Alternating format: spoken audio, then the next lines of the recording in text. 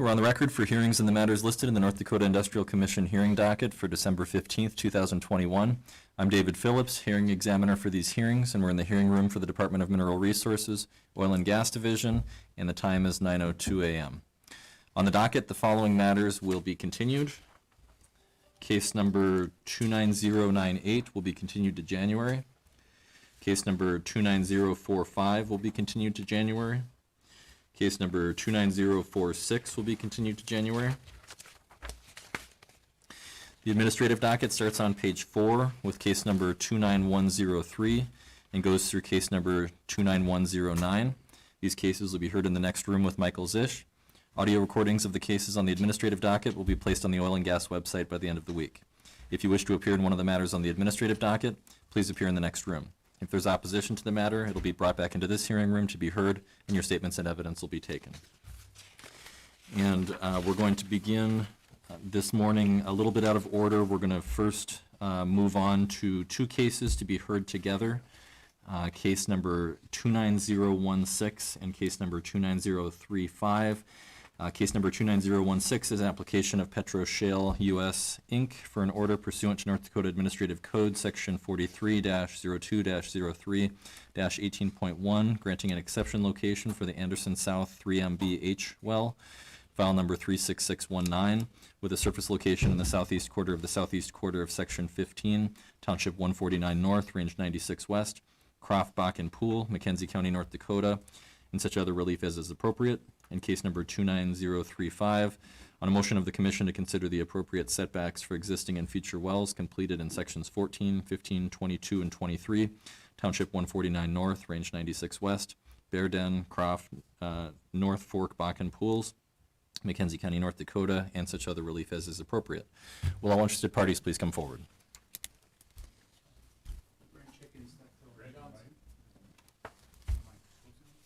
There we go.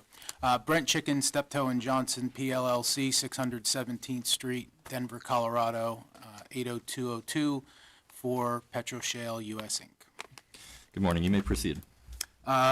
This case was first heard in October 2021, and since that time, Petro Shale has been working with the hearing examiner to effect notice under NDAC 430203 18.1 as pursuant to Petro Shale's affidavits of mailing submitted in this matter.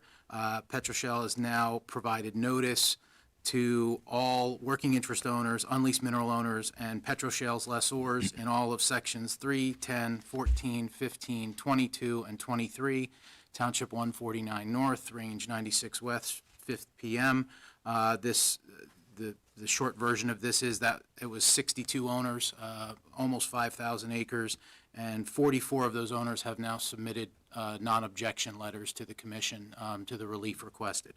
As such, I don't have much more to add.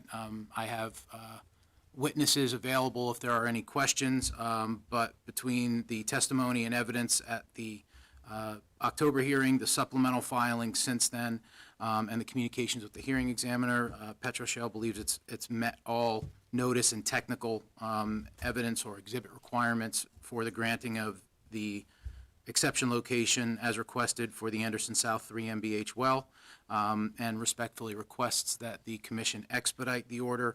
Petro Shale has now been able to reschedule its frac crew for the third time for January 3rd, 2022, and is very eager to place that well on production for the benefit of Petro Shale, its working interest partners, royalty owners, and state interests as well, and just wishes to avoid any further delays completing that well. And then lastly, with respect to the companion case 29035, we first became aware of this on the hearing date in October 2021.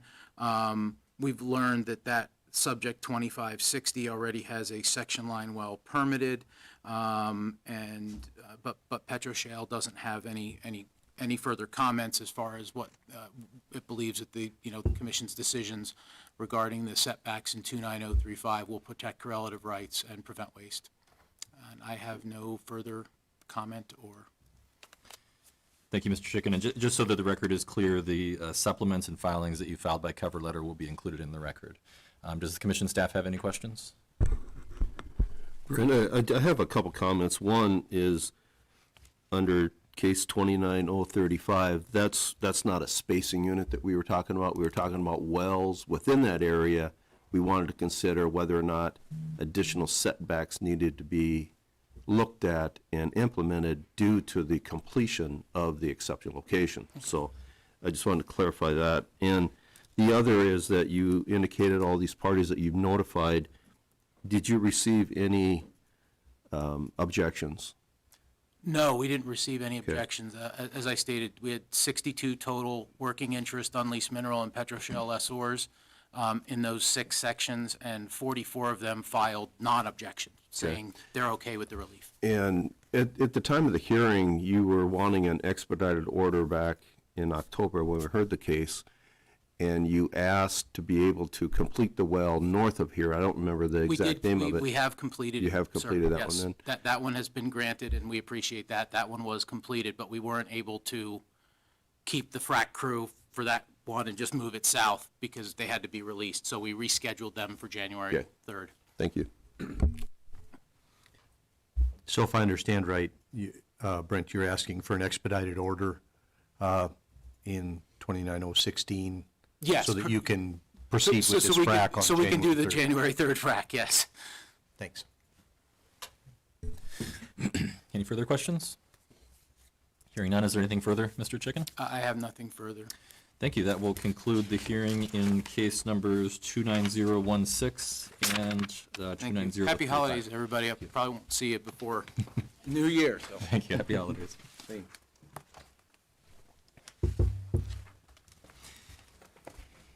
And we will go back to the beginning of the docket now and move on to case number 29094, application of Whiting Oil and Gas Corp. for an order amending the applicable orders for the Saanich Bakken Pool, Montreal County, North Dakota, to terminate a stand-up 1280-acre spacing unit described as sections 30 and 31, Township 154 North, Range 92 West, terminate an overlapping 1920-acre spacing unit described as sections 31 and 32, Township 154 North, Range 92 West, and Section 5, Township 153 North, Range 92 West, establishing an overlapping laydown 1280-acre spacing unit consisting of sections 29 and 30, Township 154 North, Range 92 West, and authorize up to 7 horizontal wells to be drilled on the unit, establish an overlapping laydown 1280-acre spacing unit consisting of sections 31 and 32, Township 154 North, Range 92 West, and authorize up to 10 horizontal wells to be drilled on the unit, and for such other relief as may be appropriate. Will all interested parties please come forward? Thank you, Mr. Examiner. Wade Mann, P.O. Box 2798, Bismarck, North Dakota, appearing in this case on behalf of Whiting Oil and Gas Corp. I have 3 witnesses appearing telephonically in this case, as well as the next 2, and it'll be Liesel Dionisio, Michael Hillocks, and Ben Betts, and I'll call them now.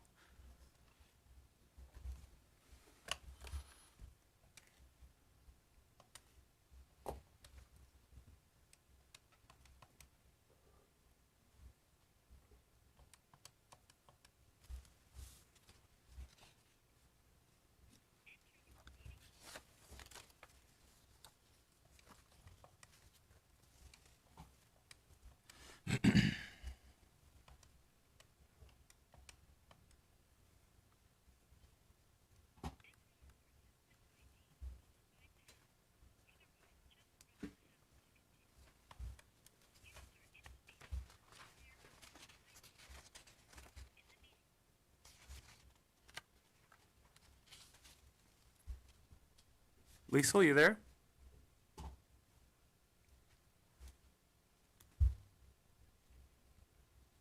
Michael, do we have everybody? All right, we're ready to go. Liesel Dionisio, are you on the line and able to hear okay?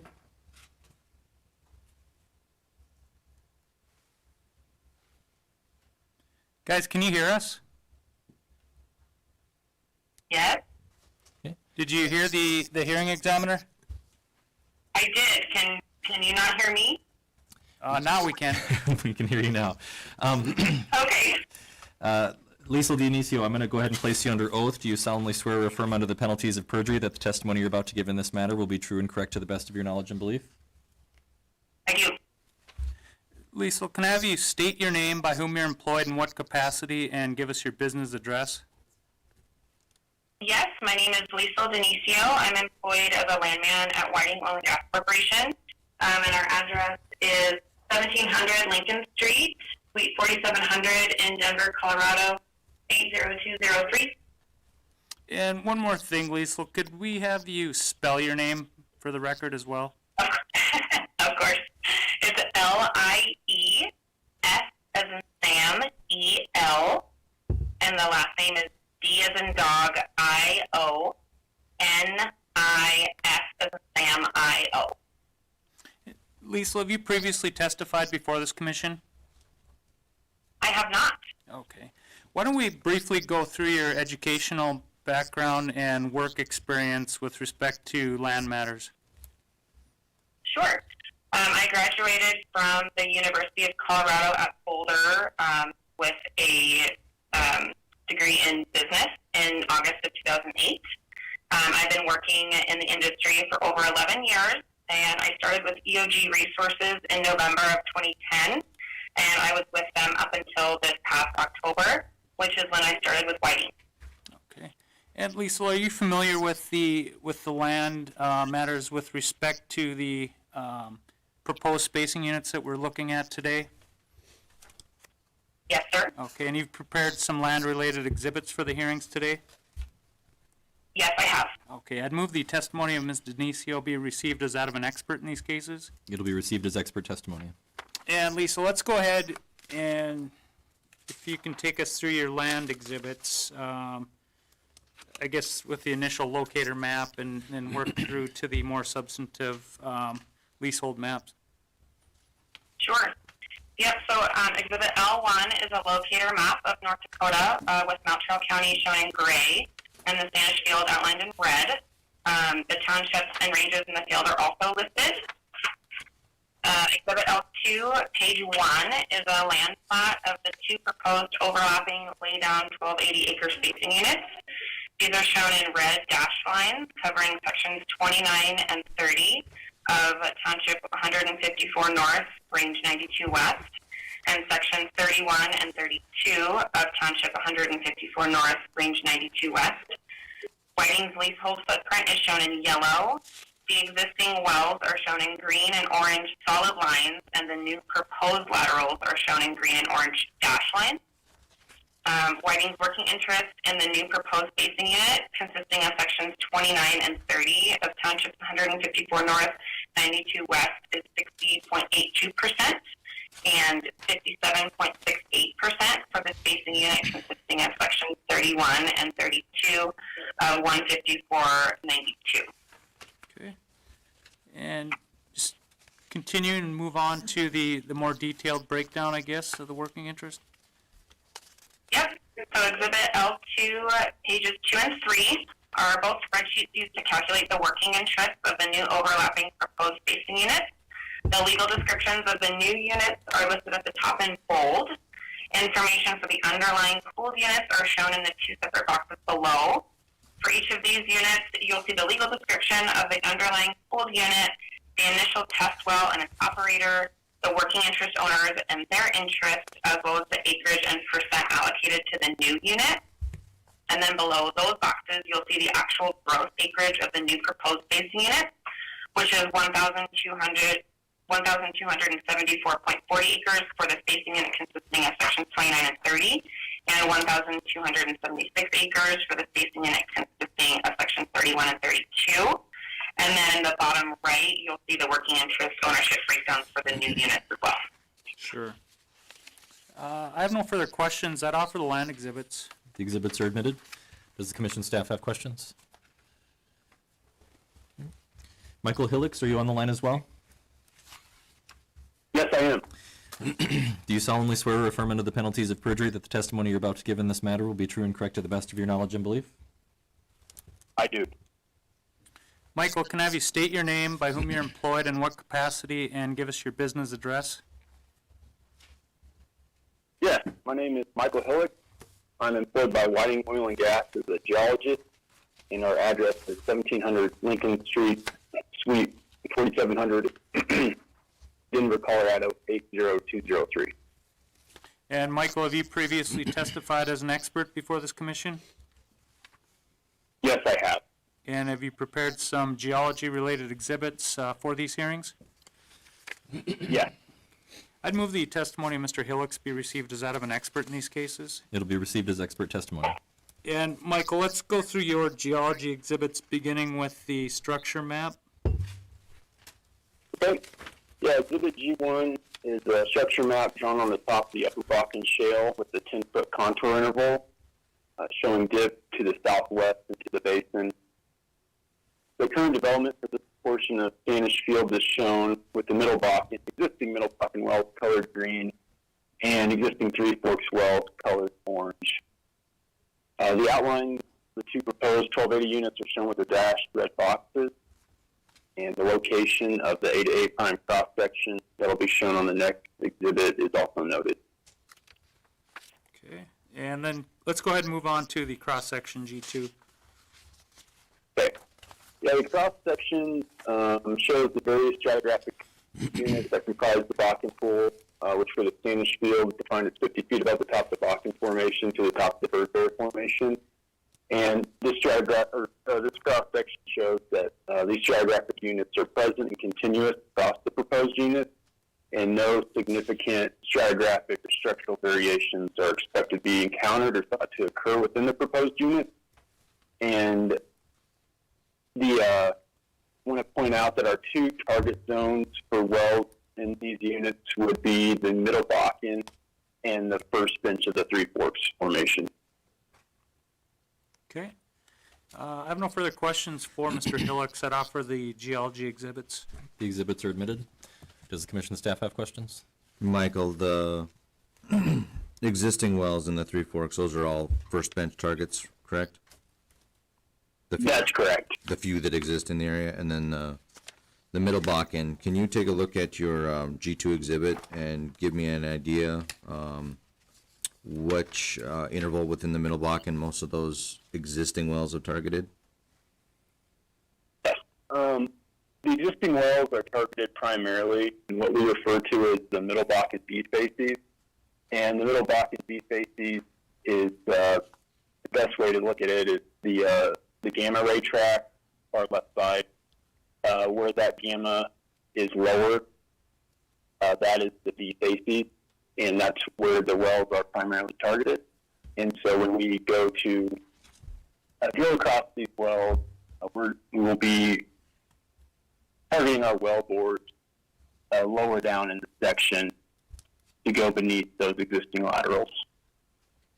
So your proposed Middle Bakken wells, where you're crossing existing Middle Bakken, would be targeted below what you just identified as the B section? That's correct. With the whole well bore, or just at the crossing?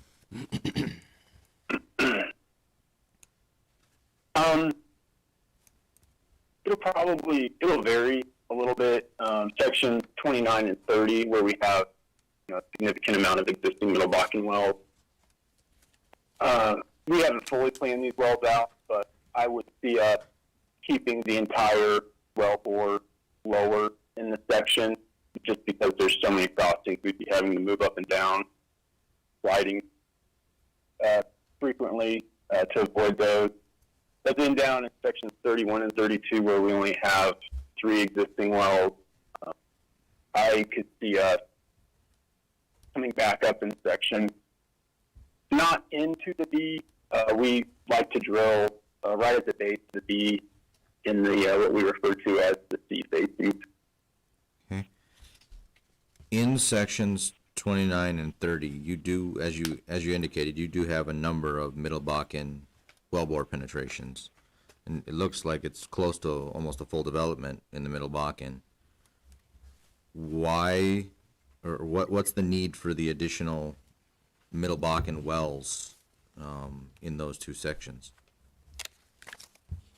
So those wells were completed with older completion technology, sliding sleeves, and, fewer stages, much less proppant fluid volumes than we're currently pumping. And as a result, those wells have produced lower amounts of oil. I mean, we calculate the recovery factors, and there's still significant oil in place there, just due to the lower recovery efficiencies, of those older wells. And that's why we are proposing these new wells, going there, completing with modern completion technology, and access the oil that was left behind. Do you anticipate significant interference between the two sets of Middle Bakken wells? We do expect to see some depletion, and we factor that in when we go to drill the well. But, Kraken has drilled a well, an analog to this development, just to the north in sections 19 and 20. And so that well that they drilled, we looked at that well, we analyzed that, we analyzed the results of the parent well and the effect that that development had on them. And overall, they responded positively. And so that gave us, that's what we're using as the analog for our development. Okay. Do you know what additional plans are on 19 and 20 for the rest of the Middle Bakken development on there? Currently, we have 1 to 2 additional Middle Bakken wells planned in that southern half of that unit, but it's just kind of lower on our priority right now. We're kind of focusing our development on the units that we're having hearings on today. Will be the first units that we're planning to go in and develop in this block. Do you know if you've had the hearings and have spacing for the additional wells on 19 and 20 at this point, or can you give me an idea when that development might occur? I believe that unit is already spaced for additional wells. I'm not positive on that, though. I would defer to Lisa on that one, and I really don't have an idea of the development timing for the rest of 19 and 20. I don't believe it would be within the next 2 years, primarily because Kraken developed their well in 2019, 2020, so those wells are still producing pretty good volume. And, we don't really like to go in and shut in good wells. So that's kind of further down our horizon. Okay, thank you.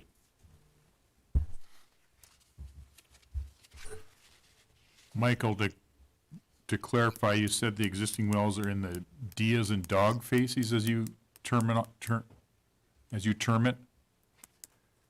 B as in boy Okay. is our terminology. And the new wells, you're going to target the C facies primarily? Yeah, the C and the D. C and B or D? B as in boy? D. Sorry, C and D as in dog. Okay, thank you. Michael, this is Bruce Hicks. When do you plan to drill this out? I will defer that to our planning engineer, Ben Betts. I know that we're planning on developing the unit to the south that we're going to be talking about soon, 4, 5, and 6. That's on our schedule for the end of 2022. And Ben, I'm not sure if you can chime in on the actual timing of these 2 units. Or we can wait till then. We'll just wait for him. Thank you. Okay. Any further questions for Mr. Hillocks? Okay. Ben Betts, I'll go ahead and place you under oath as well. Do you solemnly swear or affirm under the penalties of perjury that the testimony you're about to give in this matter will be true and correct to the best of your knowledge and belief? I do. Ben, can I have you state your name, by whom you're employed, and what capacity, and give us your business address? My name is Benjamin Betts. I'm employed by Whiting Petroleum Corporation as a planning engineer. My address is 1700 Lincoln Street, Suite 4700, Denver, Colorado 80203. And Ben, have you previously testified as an expert before this commission? I have. Okay, and you've put together some engineering-related exhibits for these hearings today?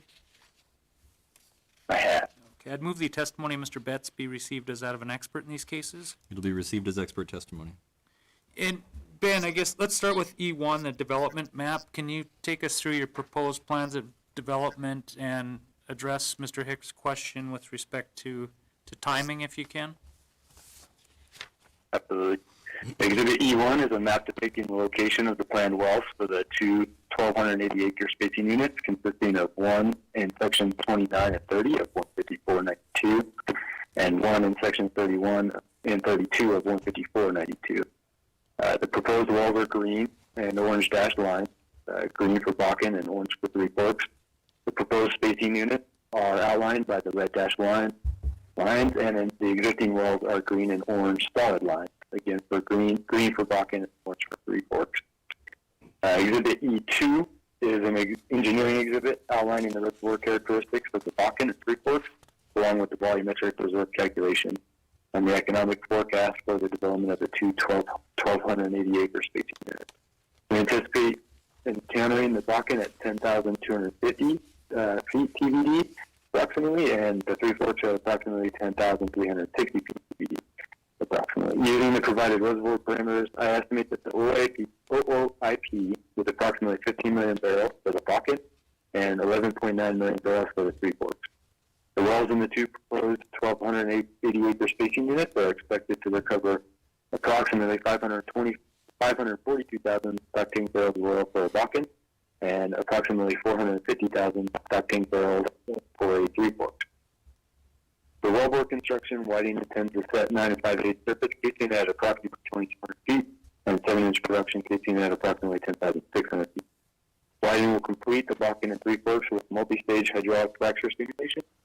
And as stated earlier, Whiting expects the well to recover approximately 542,000 stock tank barrels of oil for a Bakken and approximately 450,000 stock tank barrels of oil for a Three Forks.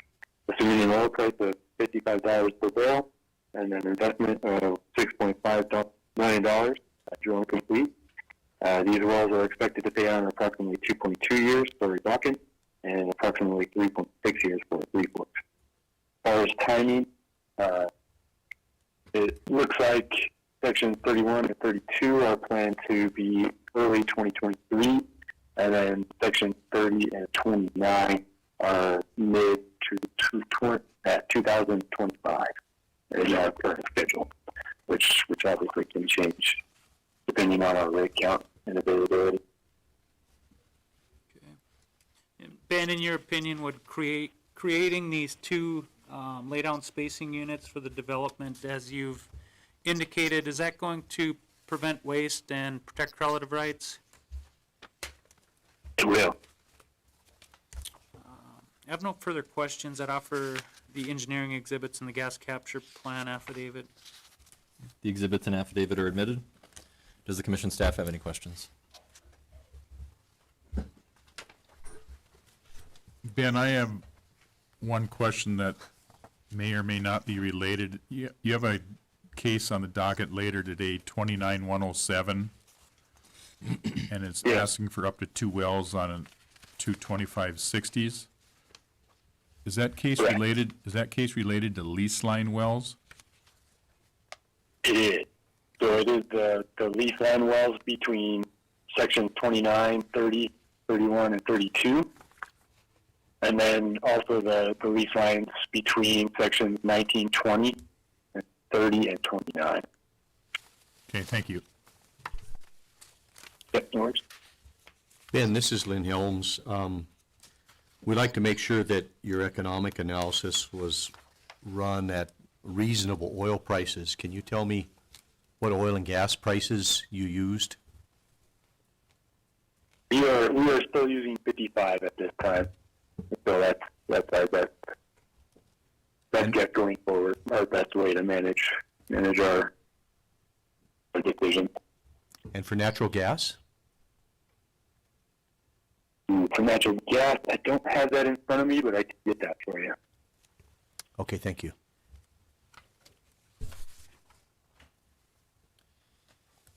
Any further questions?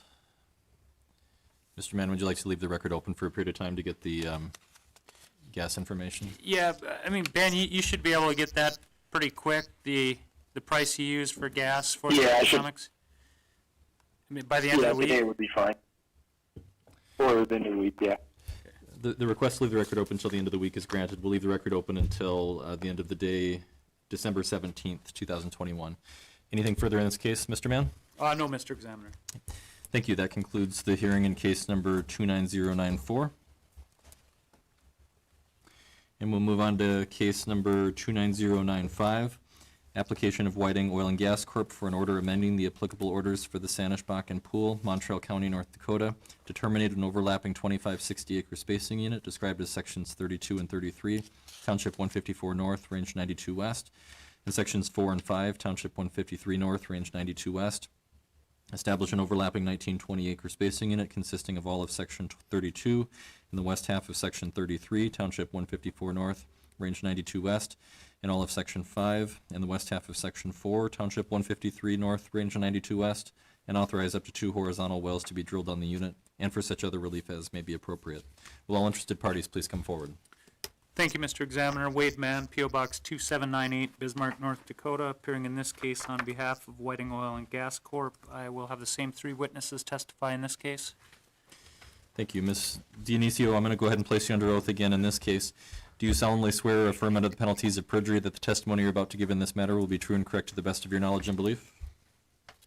You?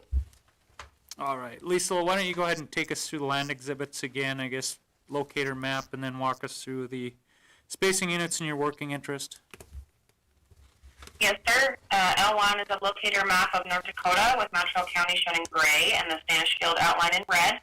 The townships and ranges in the field are also listed. Exhibit L2, page 1, is a land plot of the proposed overlapping 19-20-acre spacing unit shown in a red dashed line, covering all of Section 32 and the west half of Section 33 in Township 154 North, Range 92 West, and all of Section 5 and the west half of Section 4 of Township 153 North, Range 92 West. Whiting's leasehold footprint is shown in yellow. Existing wells are shown in green and orange solid lines, and the proposed new laterals are shown in green and orange dashed. Whiting's working interest in the proposed new spacing unit is 64.46%. Exhibit L2, page 2, is a spreadsheet used to calculate the working interest of the new overlapping proposed spacing unit. The legal description of the new unit is listed at the top in bold. Information for the underlying pooled units are shown in 4 separate boxes below. For each of these units, you'll see the legal description of the underlying pooled unit, the initial test well and its operator, the working interest owners and their interest, as well as the acreage and percent allocated to the new unit. And then below these boxes, you'll see the actual gross acreage of the new proposed spacing unit, which is 1,919.96 acres. The working interest ownership breakdown for the proposed new unit, is also shown in the bottom right corner. Okay. I have no further questions. I'd offer the land exhibits in this case. The exhibits are admitted. Does the commission staff have questions?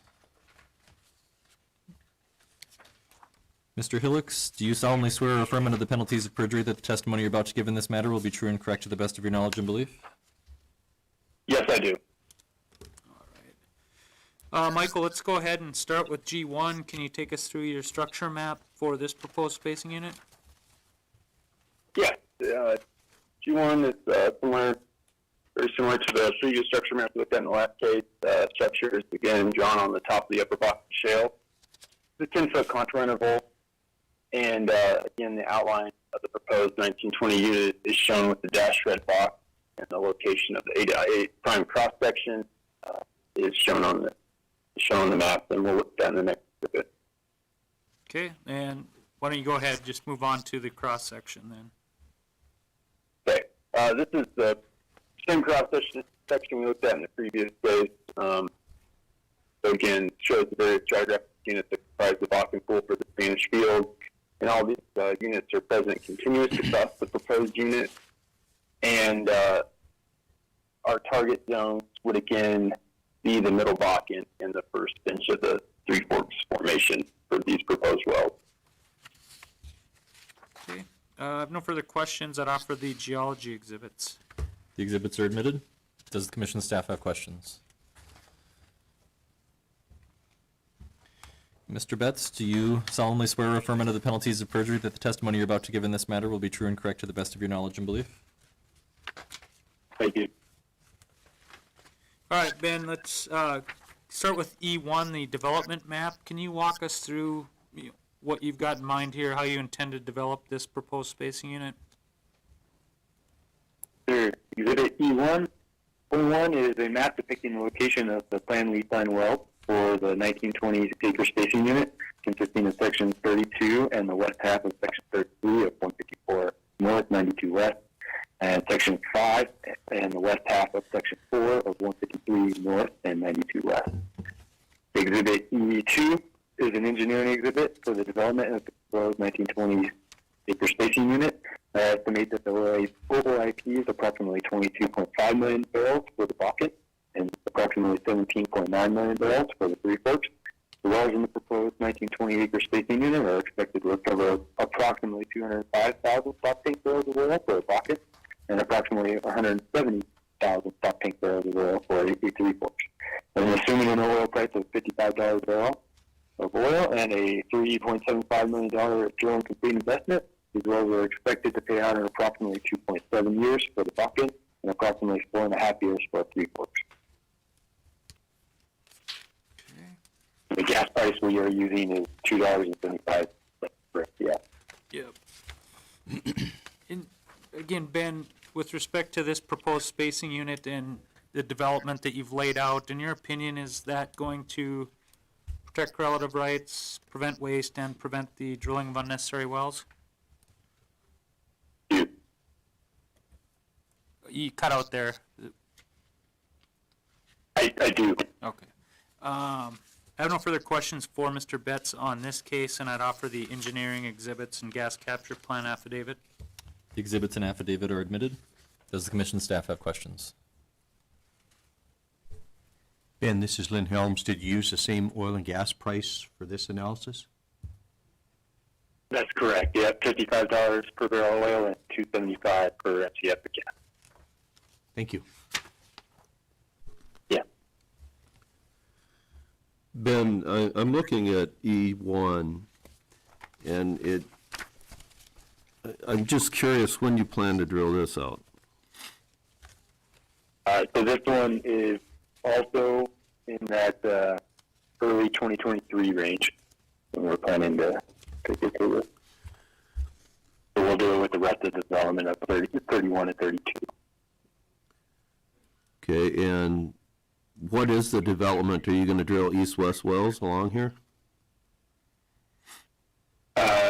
Correct. Yeah.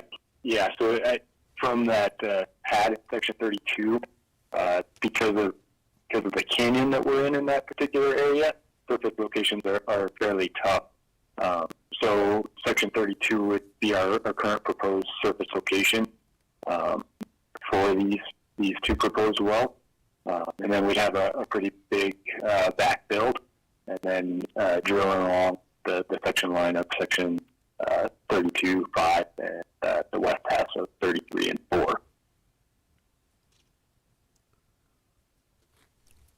So do you plan to expand that pad in the southeast of 32 to accommodate this lease line well plus additional laydown wells in 31 and 32? That's correct. Yep. And why are you back drilling so far into 33?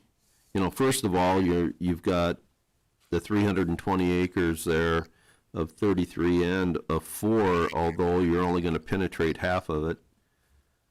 But why have you decided to drill back so far?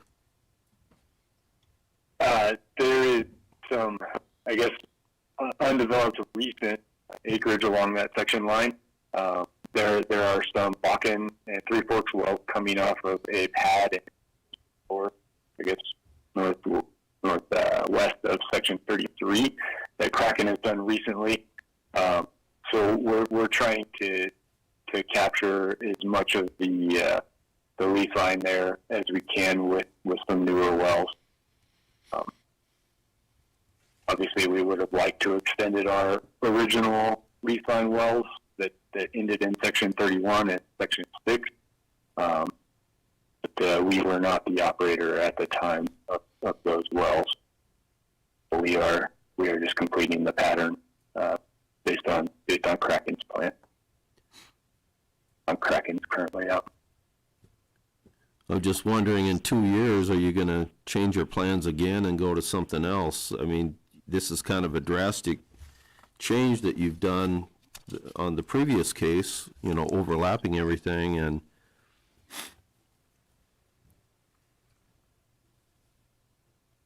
yeah, I don't foresee us changing direction. These are coming up pretty quickly in our development plan. And I think, as Michael had stated, the analogs that Kraken has provided has given us sufficient belief in that this plan will be the correct one. so would Whiting be opposed to, instead of including the west half of 33 and the west half of 4, to just include the west half of those two sections? So you're saying, so you would only have, I guess I'm not understanding what you're saying there. Are you saying we would drop the 33 and 4 west half, so then we would just have a spacing unit of 32 and 5? No, what I was indicating is if we decided not to include the west half of 33 and 4, but instead only to include half of that, being the west half of the west half of those two sections, would Whiting oppose that? No, I think that would be sufficient. You know, I'm also wondering if you plan to do additional drilling in section 4, because you've got the two diagonal 640 wells there, and according to your testimony, you're going to re-drill a lot of that stuff. Correct, yeah, and you'll see that in the next case, the 29096. I think that's the one where we will discuss that DSU plan, which is similar to what we're doing in 31 and 32.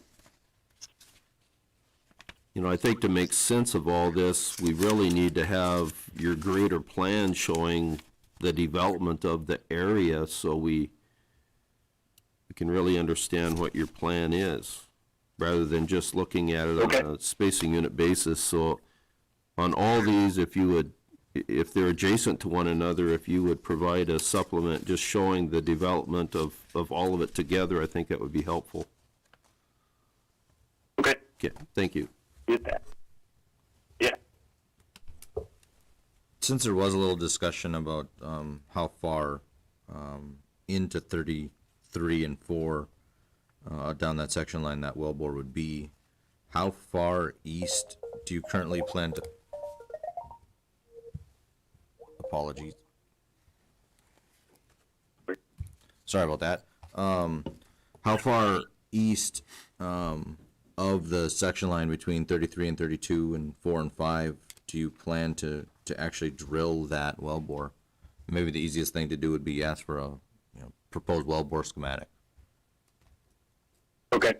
I don't have that distance in front of me, Michael. I don't know if you have that offhand, but if not, we can just get it to you supplemented. Yeah, let's plan for a supplemental for where you plan to locate that well. Okay.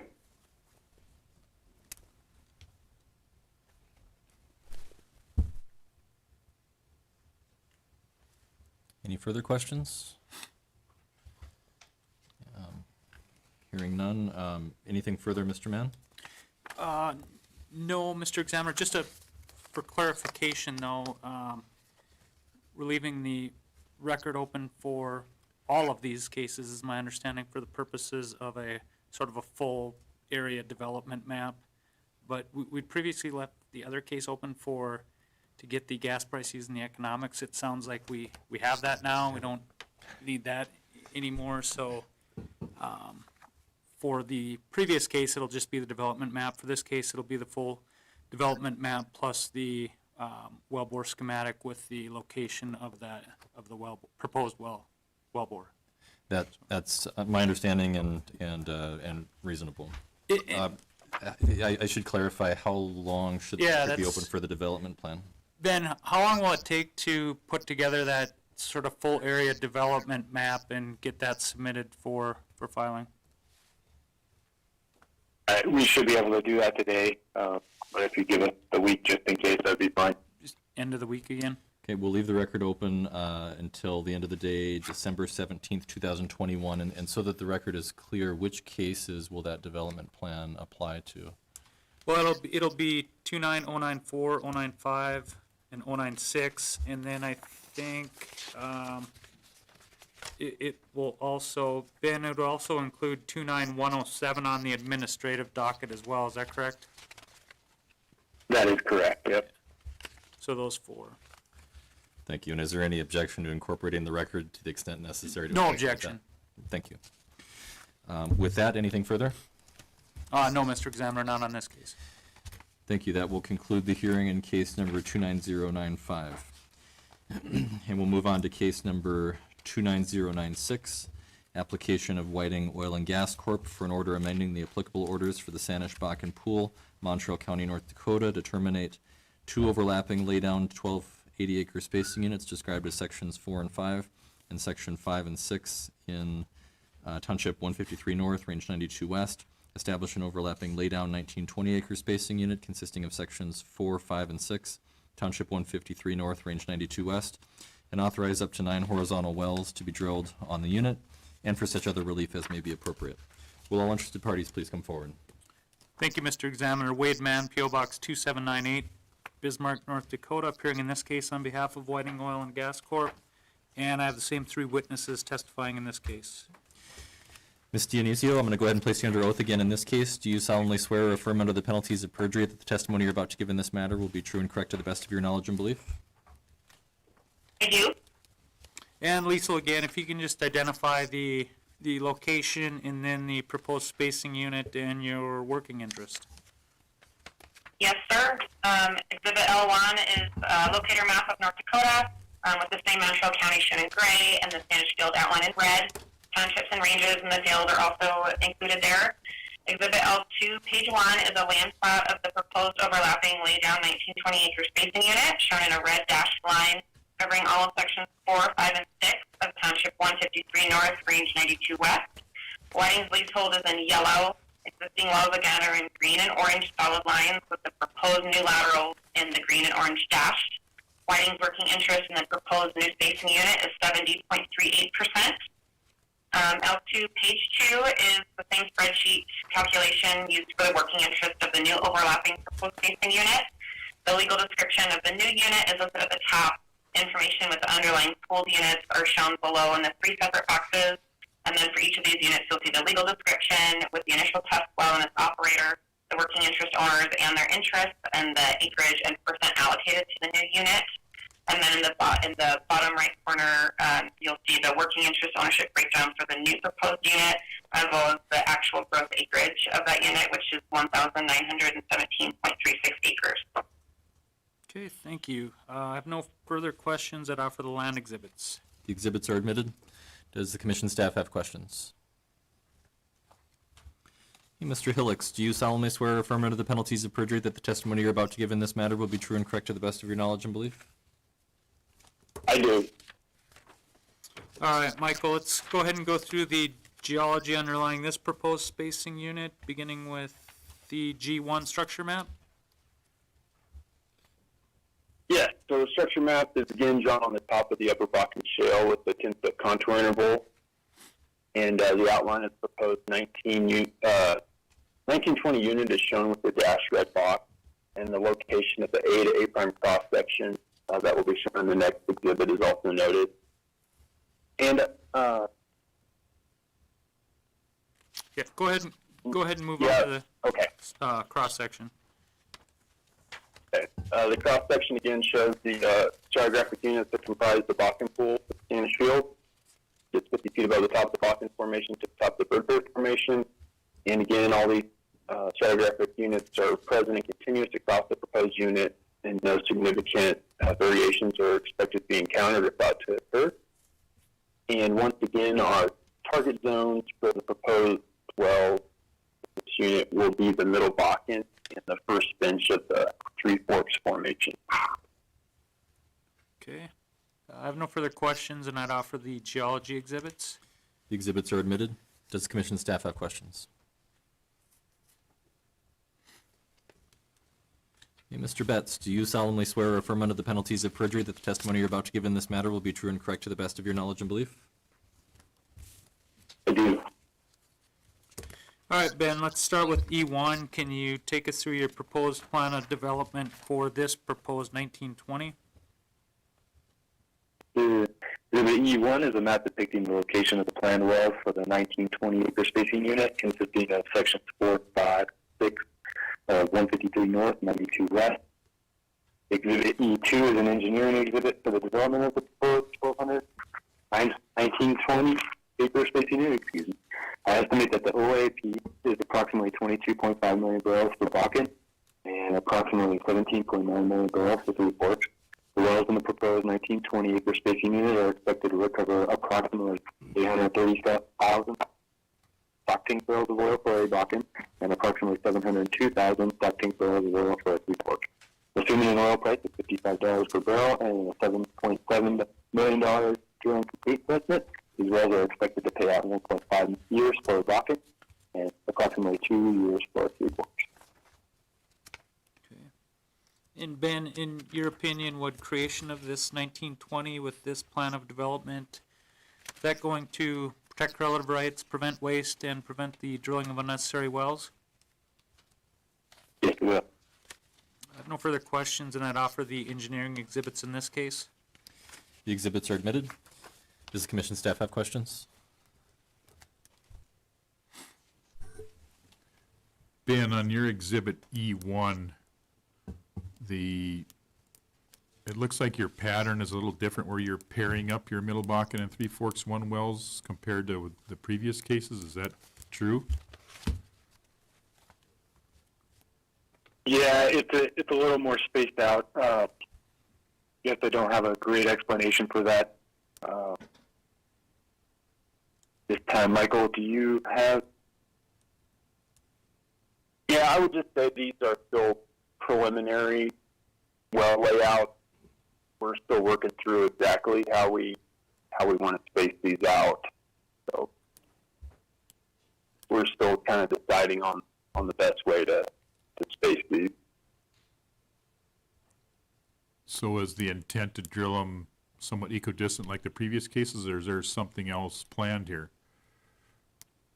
No, it is. The plan is to be similar to the previous cases, and yeah, there's nothing else going on here. We just are still working through exactly how to lay these out. And the terminus of the wells as you go north, is that moved to the west because of a newer completion style on some of those diagonal wells? That's correct. Yeah. Okay, thank you. On your exhibit E1, looking at section 6, it looks like a true science project there. Are you seeing that the east-west wells are performing better than the north-south? Yeah, I think it was the wells that went from the northwest to the southeast performed better than the wells that went the opposite direction, the green Bakken well. But none of the wells in this particular section did very well, or did what was, I guess, expected. But yes, that was a science project several years ago. So is it Whiting's intent to try to drill further development wells east-west versus north-south? In this particular instance, we feel that's our better option to I guess develop these spacing units effectively and to utilize the sparse surface locations that are available to us. Yeah, I understand that, but my question is just generally speaking, are you preferring an east-west well over a north-south well on your current development plan? Not necessarily, no. Okay, thank you.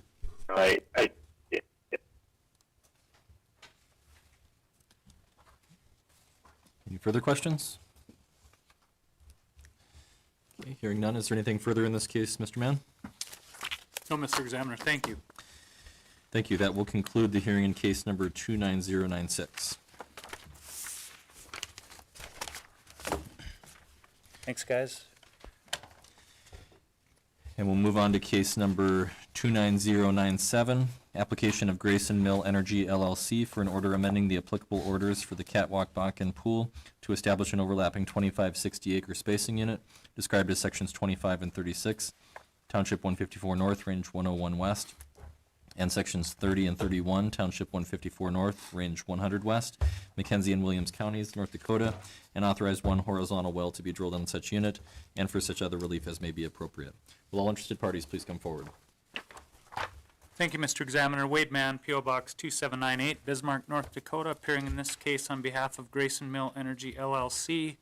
I intend to call three witnesses in this case, Amy Becker, Mark Wazalewski, and Dylan Powell. I'll have a couple other people available in the event that there are some additional questions, but those are the three primary I intend to call, and I'll call them now. Thank you.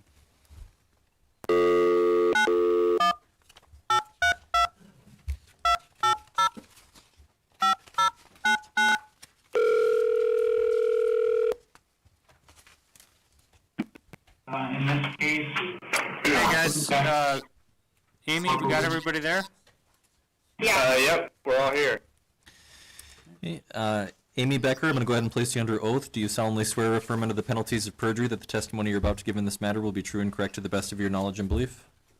I do. Amy, can I have you state your name, by whom you're employed, in what capacity, and give us your business address? Amy Becker, Senior Landman for Grayson Mill Energy, and our address is 840 North San Houston Parkway West, Suite 300, Houston, Texas 77024. And Amy, have you previously testified before this commission? I have. And have you had your qualifications received as that of an expert? I have. Okay. And you've put together some land-related exhibits for this hearing, correct? Correct. I'd move the testimony of Ms. Becker be received as that of an expert in this case. It'll be received as expert testimony. All right. And Amy, let's go ahead and start with exhibit number L1, if you can just identify the proposed spacing unit. Yes, you can see in Exhibit L1 our proposed 2560 acre spacing unit consisting of sections 25 and 36, Township 154 North, 101 West, and also sections 30 and 31, 154 North, 100 West. Okay. And then let's move on to L2, if you can identify your working interest in that first underlying 1280. Yes, the first underlying 1280 is our Williston, covering sections 25 and 36, 154 North, 101 West, and Grayson Mills. Working interest is approximately 86.99%. Okay. And then let's move on to L3. L3 is our existing 1280 acre spacing unit, the Bakken, which covers sections 30 and 31, 154 North, 100 West, and Grayson Mills' working interest is approximately 29.28%. Okay. And then let's move on to L4, the working interest in the combined proposed spacing unit? Yes. So as previously stated, this is our 2560 acre spacing unit. Sections 25, 36, 30, and 31 of 154 North 100 West, and our approximate working interest is 58.21%. Okay. I have no further questions for Ms. Becker. I'd offer the land exhibits at this time. The exhibits are admitted. Does the commission staff have questions for Ms. Becker? Hearing none. Remind me of the name of the second it's witness. Mark Wazaleski, I believe. Mark Wazaleski, are you on the line as well and able to hear okay? Yes, I am. I'm going to go ahead and place you under oath as well. Do you solemnly swear or affirm under the penalties of perjury that the testimony you're about to give in this matter will be true and correct to the best of your knowledge and belief? I do. And Mark, can I have you state your name, by whom you're employed, in what capacity, and give us your business address? Yeah, Mark Wasilewski. I'm employed by Grayson Mill Energy, operations geologist. Business address 840 West End Houston Parkway North, Suite 300. And Mark, let's have you spell your name for the record as well. My last name, Washulleski. Okay. And Mark, have you previously testified before the commission? I have not. Okay. Why don't you briefly take us through your educational background and work experience with respect to petroleum geology? Sure. I have a degree in geology from the University of Texas at Arlington. I've worked as an operations geologist for 10 years for EOG, ConocoPhillips, and now Grayson Mill. The last 4 years have been in the Williston Basin. And Mark, are you familiar with the geology underlying this proposed spacing unit? Yes, I am. And have you put together some exhibits for the hearing today? Yes. Okay, I'd move the testimony of Mr. Wazaleski be received as that of an expert in this case. It'll be received as expert testimony. All right, Mark, let's go ahead now and go through your geology exhibits, beginning with the structure map, G1. Okay. G1 is a structure map on the Upper Bakken Shale with 25-foot contours. The Hardy Lee number 1 is the reference well, just north of the units. Dip is gently going down to the southwest. That's about it for that exhibit. Yep. Let's go ahead and move on to G2, if you can just walk us through your type log. Sure. Type log with the gamma ray and the resistivity. Middle Bakken that we'll be developing is about 39 feet thick with a decent gamma signature, so don't expect any issues in the laterals. Sure. And I don't have any further questions that offer the geology exhibits. The exhibits are admitted. Does the commission staff have questions?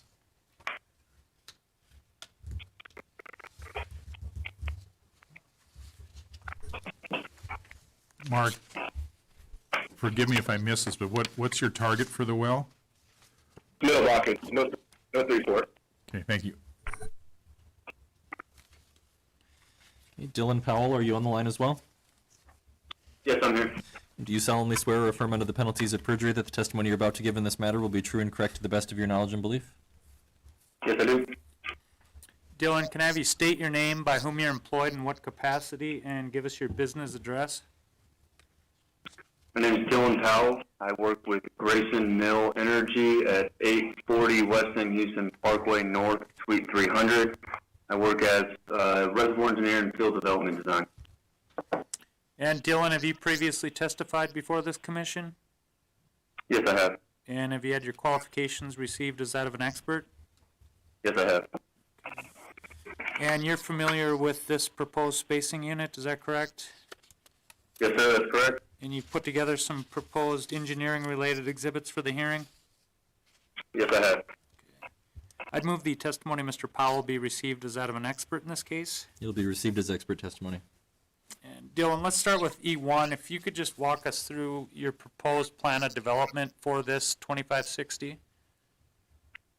So for this 2560, when we're looking at E1 here, we're going to be looking at the Williston and the Bracken DSUs covering sections 25, 30, 36, and 31.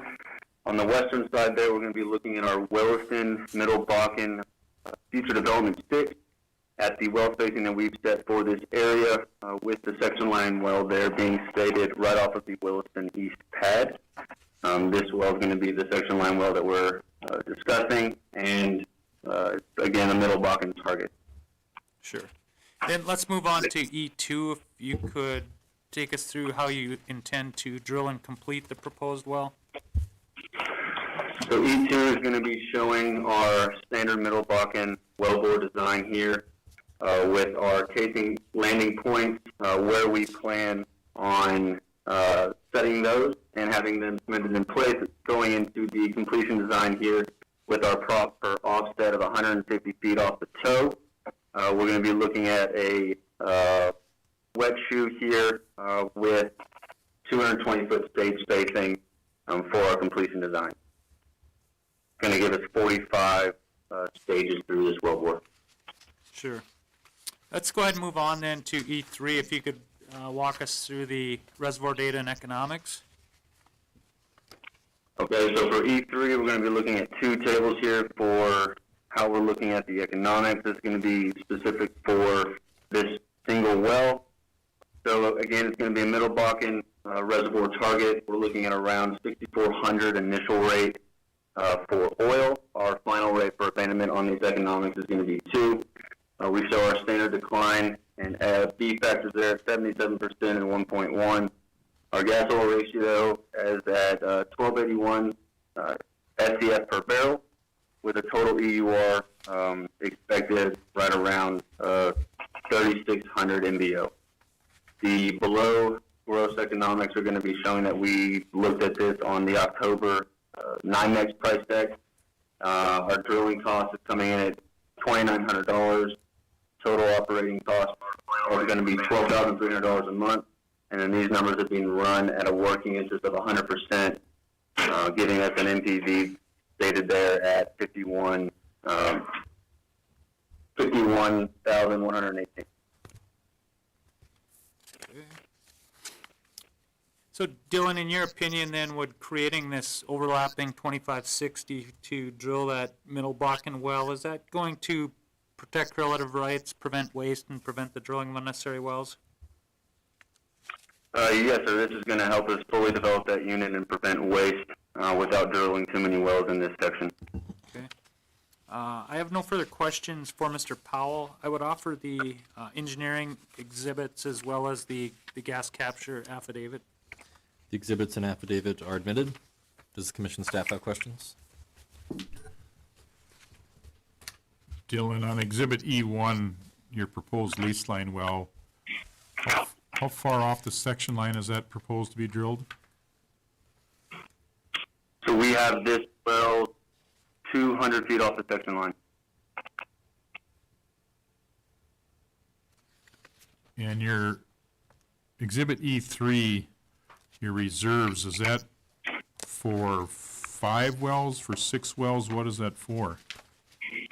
So that is going to be for all of the wells in the Williston DSU, I believe. So it'd be for, you divide those For numbers 6 by, wells. you divide those numbers by 6? Yes, sir.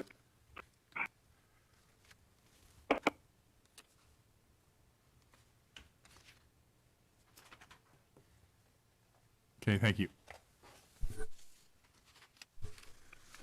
Dylan, this is Bruce Hicks. It appears that you're going to be drilling from that pad in the northeast of 25. That's out of the floodplain, correct? I think it's in the floodplain, and we've taken that into account. So the northeast pad would still be in the floodplain? Yes, sir. Behind a levee, yes, sir. So the levee, is that it's shown on your exhibit E1, kind of traversing from the southwest of 25 up into the northeast of 25, is that right? Yes, sir, that's correct. Okay, so the pad, it wouldn't be susceptible to flooding if you had the levee there between that location and the river, and would it? No, sir, it would not be impacted by flooding, to the best of my knowledge. And what's the timing on drilling that pad? So these wells are going to be on our development schedule within the next 12 to 18 months. Okay, thank you.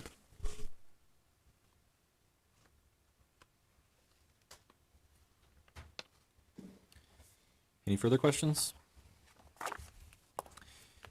Hearing none, is there anything further in this case, Mr. Mann? No, Mr. Examiner, thank you. Thank you. That will conclude the hearing in case number 29097. We'll move on to case number 29098. This case is continued to January. We'll move on to case number 29045. This case is continued to January. And we'll move on to case number 29046. This case is continued to January. And why don't we just take a short break? We'll just go off the record for 5 minutes or so for a short break. Okay.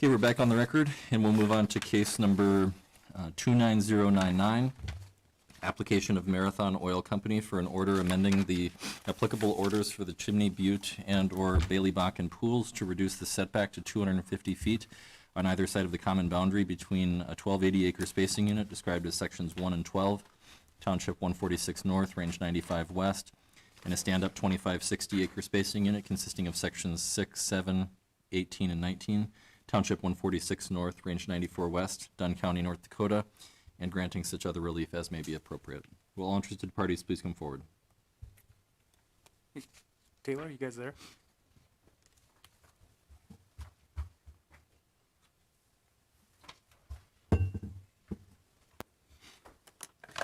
Thank you, Mr. Examiner. Wade Mann, P.O. Box 2798, Bismarck, North Dakota. Appearing in this case on behalf of Marathon Oil Company. And Mr. Examiner, if I may, this case, 29099, as well as 29100, 101, 102, and then the last case that was continued from last month, 29039. They're all related. They're all within Bailey Field or the boundary, and they all sort of tie together. And I guess for purposes of efficiency, if the commission's agreeable, it might make sense to consolidate all 5 of these for purposes of hearing. It might go smoother. And then I guess also if you're agreeable, it might make it easier if we started with 29102, the exhibits, increase density on that stand-up 2560, and then kind of move out from there. Any comment from commission staff? The request is granted. Why don't we call all of these cases then to be heard, and then we'll move through them in the order you'd like, starting with 29102. To be clear, we are then consolidating 29099, 29100, 29101, 29102, and 29039. Is that correct? Correct. I will go ahead and read into the record the case descriptions for all of those, and then we'll proceed with them. Yep. So case number, I've already read the description for 29099. 2901 is, 29100 is an application of Marathon Oil Company for an order amending the applicable orders for the Chimney Butte and/or Bailey Bakken pools, Dunn County, North Dakota, to terminate an overlapping 5120-acre spacing unit described as sections 1, 12, 13, and 24, Township 146 North, Range 95 West, and sections 6, 7, 18, and 19, Township 146 North, Range 94 West, establishing an overlapping 2560-acre spacing unit consisting of sections 13 and 24, Township 146 North, Range 95 West, and sections 18 and 19, Township 146 North, Range 94 West, and authorize one horizontal well to be drilled on such unit and granting such other relief as may be appropriate. And case number 29101 is an application of Marathon Oil Company for an order amending the applicable orders for the Bailey Bakken pool, Dunn County, North Dakota, to terminate an overlapping 2560-acre spacing unit described as sections 17, 18, 19, and 20, Township 146 North, Range 94 West, reduce the setback to 250 feet on either side of the common boundary between a 1280-acre spacing unit described as sections 17 and 20, Township 146 North, Range 94 West, and a stand-up 2560-acre spacing unit consisting of sections 6, 7, 18, and 19, Township 146 North, Range 94 West, and granting such other relief as is appropriate. Case number 29102, application of Marathon Oil Company for an order amending the applicable orders for the Bailey Bakken pool to authorize up to 16 wells to be drilled on a stand-up 2560-acre spacing unit described as sections 6, 7, 18, and 19, Township 146 North, Range 94 West, Dunn County, North Dakota, and granting such other relief as may be appropriate. In case number 29039, application of Marathon Oil Company for an order amending the applicable orders for the Bailey Bakken pool to reduce the setback to 250 feet on either side of the common boundary between a 1280-acre spacing unit described as sections 5 and 8, Township 146 North, Range 94 West, and a stand-up 2560-acre spacing unit consisting of sections 6, 7, 18, and 19, Township 146 North, Range 94 West, Dunn County, North Dakota, and granting such other relief as may be appropriate. Again, all of these cases will be heard together for hearing purposes, and I'll let you proceed. Yeah, and Mr. Examiner, I intend to go through, at least loosely the exhibits for each case, touch on the land. That's going to be different a little bit for each of them, but there's going to be a lot of commonalities, obviously, with, the geology and, some of the reservoir data and economics due to the proximity of each of these spacing units. So, we'll avoid, to the extent we can, duplicating all of that. But, Thank you. and Taylor, are you guys all on the line now? We are. Okay. And Mr. Mann, let me know who are your Yeah, it's going to be Taylor Roberts, Land, Greg Bertowski, Geology, and Richard Rathbone, Engineering.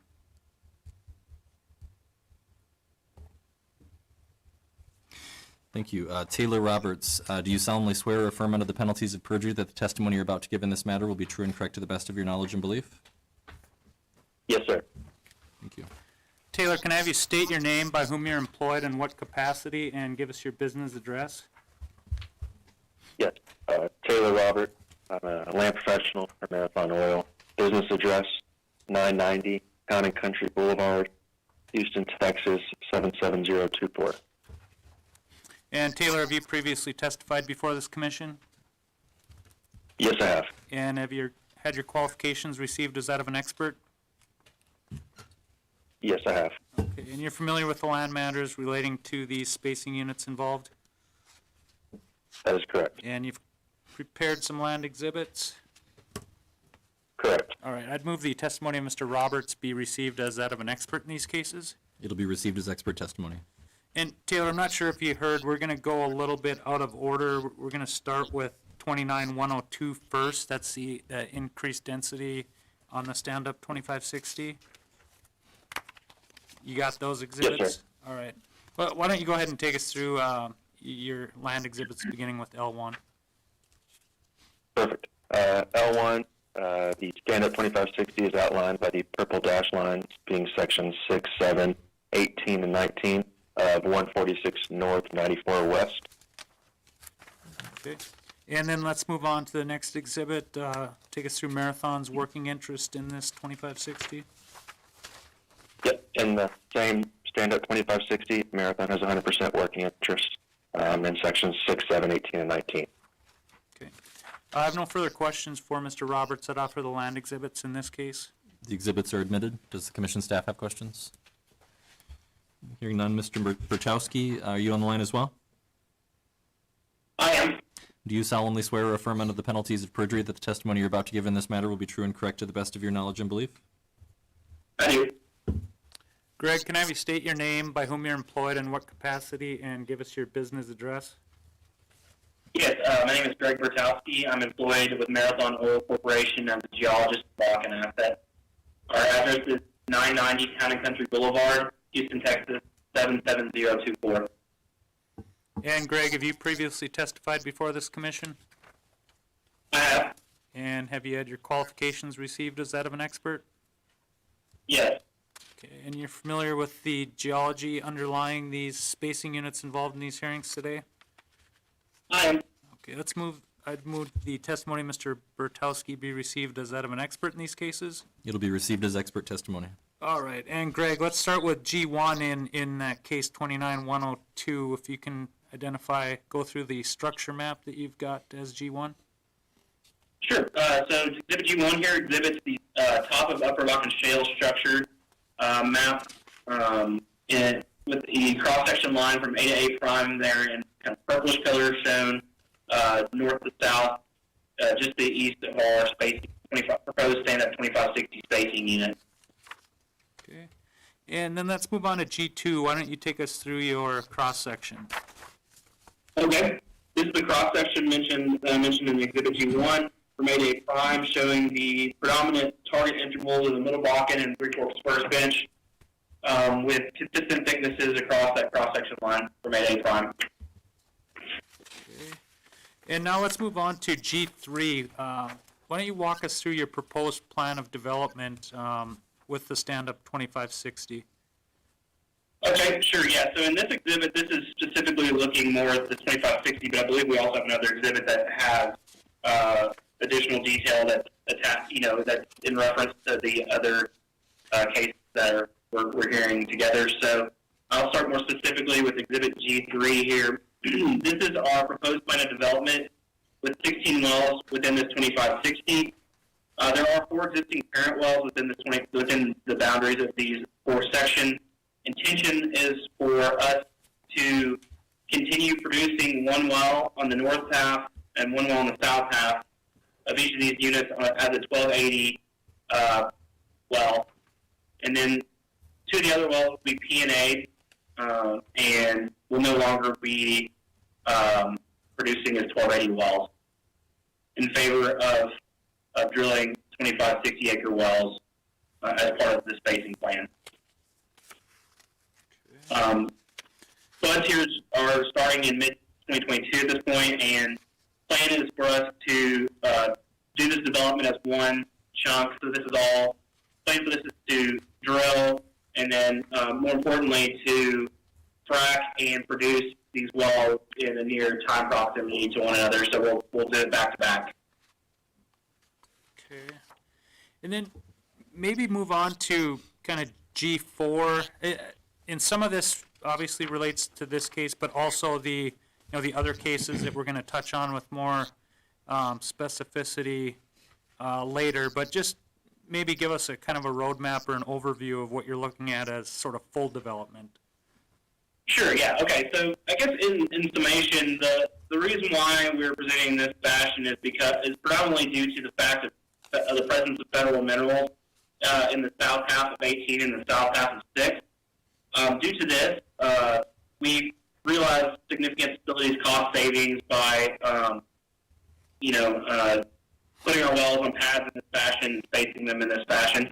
In addition to this, we also have rigorously looked at our development here and determined that this is the most beneficial spacing for this unit based on parent well depletion and our understanding of spacing this portion of our acreage. So really what we end up with is 3 pairs of reduced setback wells and a section line well to the southwestern portion of this 2560 acre unit. And a total of 16 wells spaced on the 2560 itself, and as I mentioned before, 2 of the 1280 wells will remain producing as 1280. So we do have symmetry to the north and south. We do maintain a good amount of symmetry to the north and south portion of this 2560. Yep.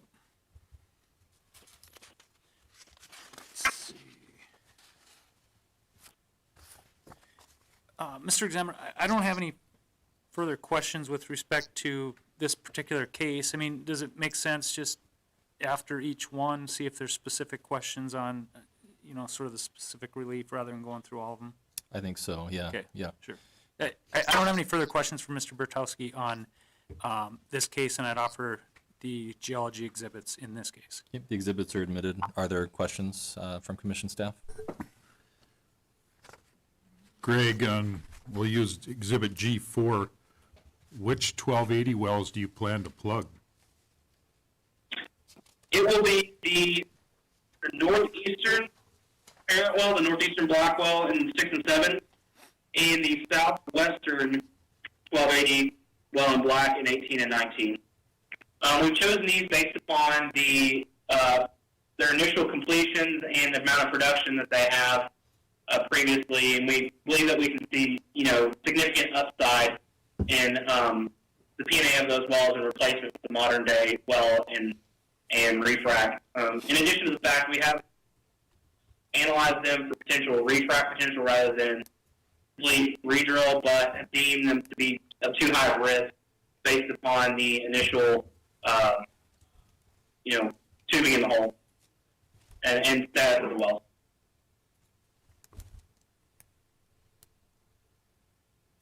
Okay, thank you. Okay, Mr. Rathbone, are you on the line as well? I am. Do you solemnly swear or affirm under the penalties of perjury that the testimony you're about to give in this matter will be true and correct to the best of your knowledge and belief? I do.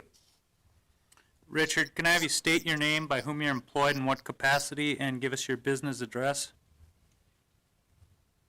Yeah, my name's Richard Rathbone. I'm a reservoir engineer with Marathon Oil. My business address is 990 Town and Country Boulevard, Houston, Texas, 77024. And Richard, have you previously testified before this commission? I have. And have you had your qualifications received as that of an expert? I have. And you're familiar with these spacing units involved in the hearing today, is that correct? Yes. And you've put together some engineering-related exhibits to the, for this hearing? Yes. Okay. I'd move the testimony of Mr. Rathbone received as that of an expert in this case. It'll be received as expert testimony. And Richard, why don't you go ahead and take us through with E1, the reservoir data and economics. Sure. So in the 2560 spacing unit, we're looking at development in Middle Bakken and Three Forks.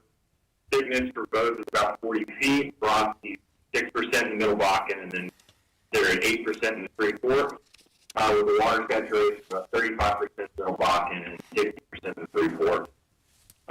In terms of the expected production for these single wells, we're looking at about 513,000 barrels for the Middle Bakken wells and 459,000 Three Forks.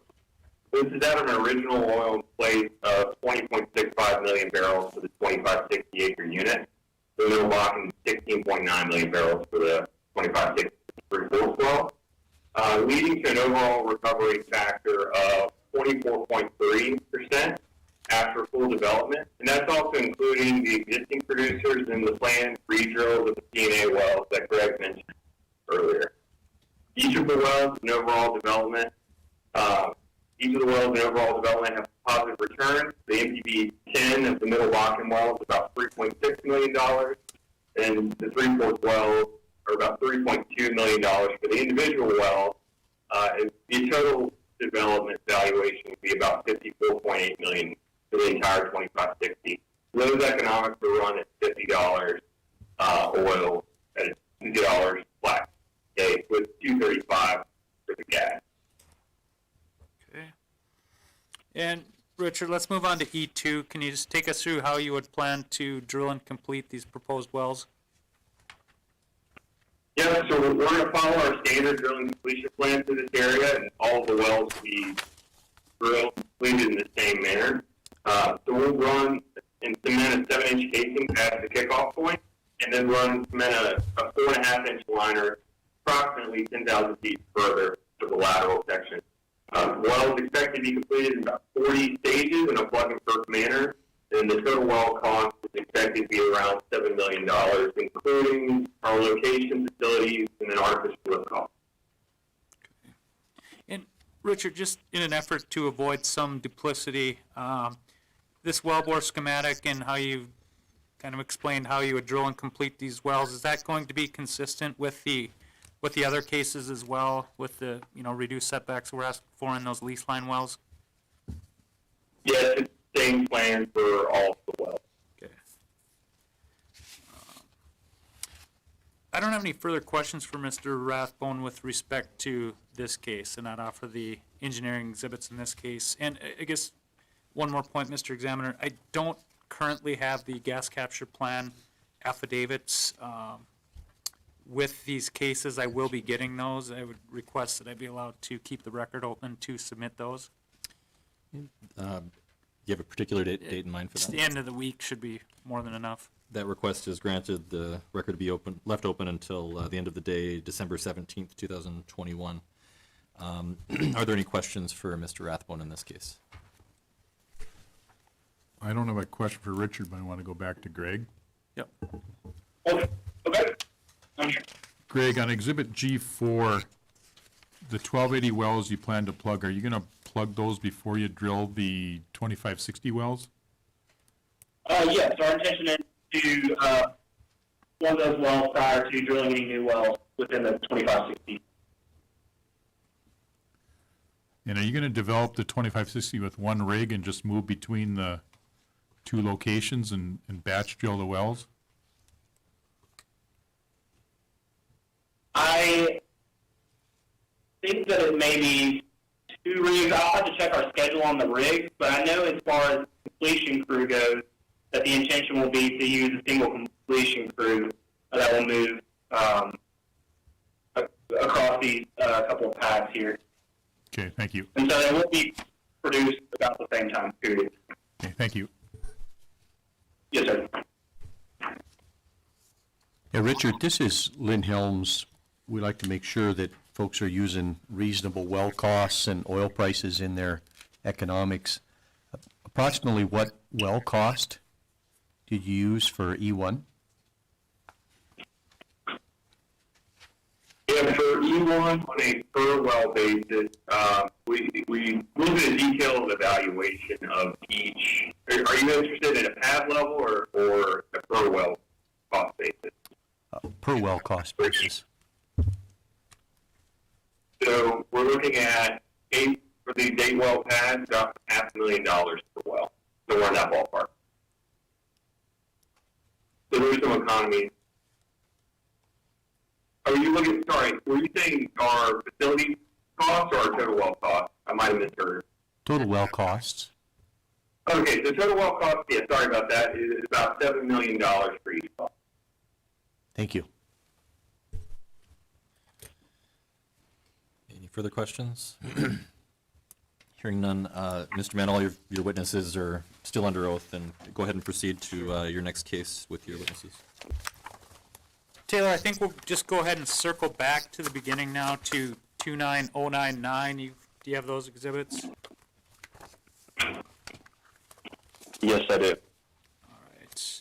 Let's walk through your land exhibits for that case, beginning with L1, the area map. If you can identify the two impacted spacing units. Yep. The stand-up 1280 being sections 1 and 12 and 146 north, 95 west is outlined in the blue dash lines.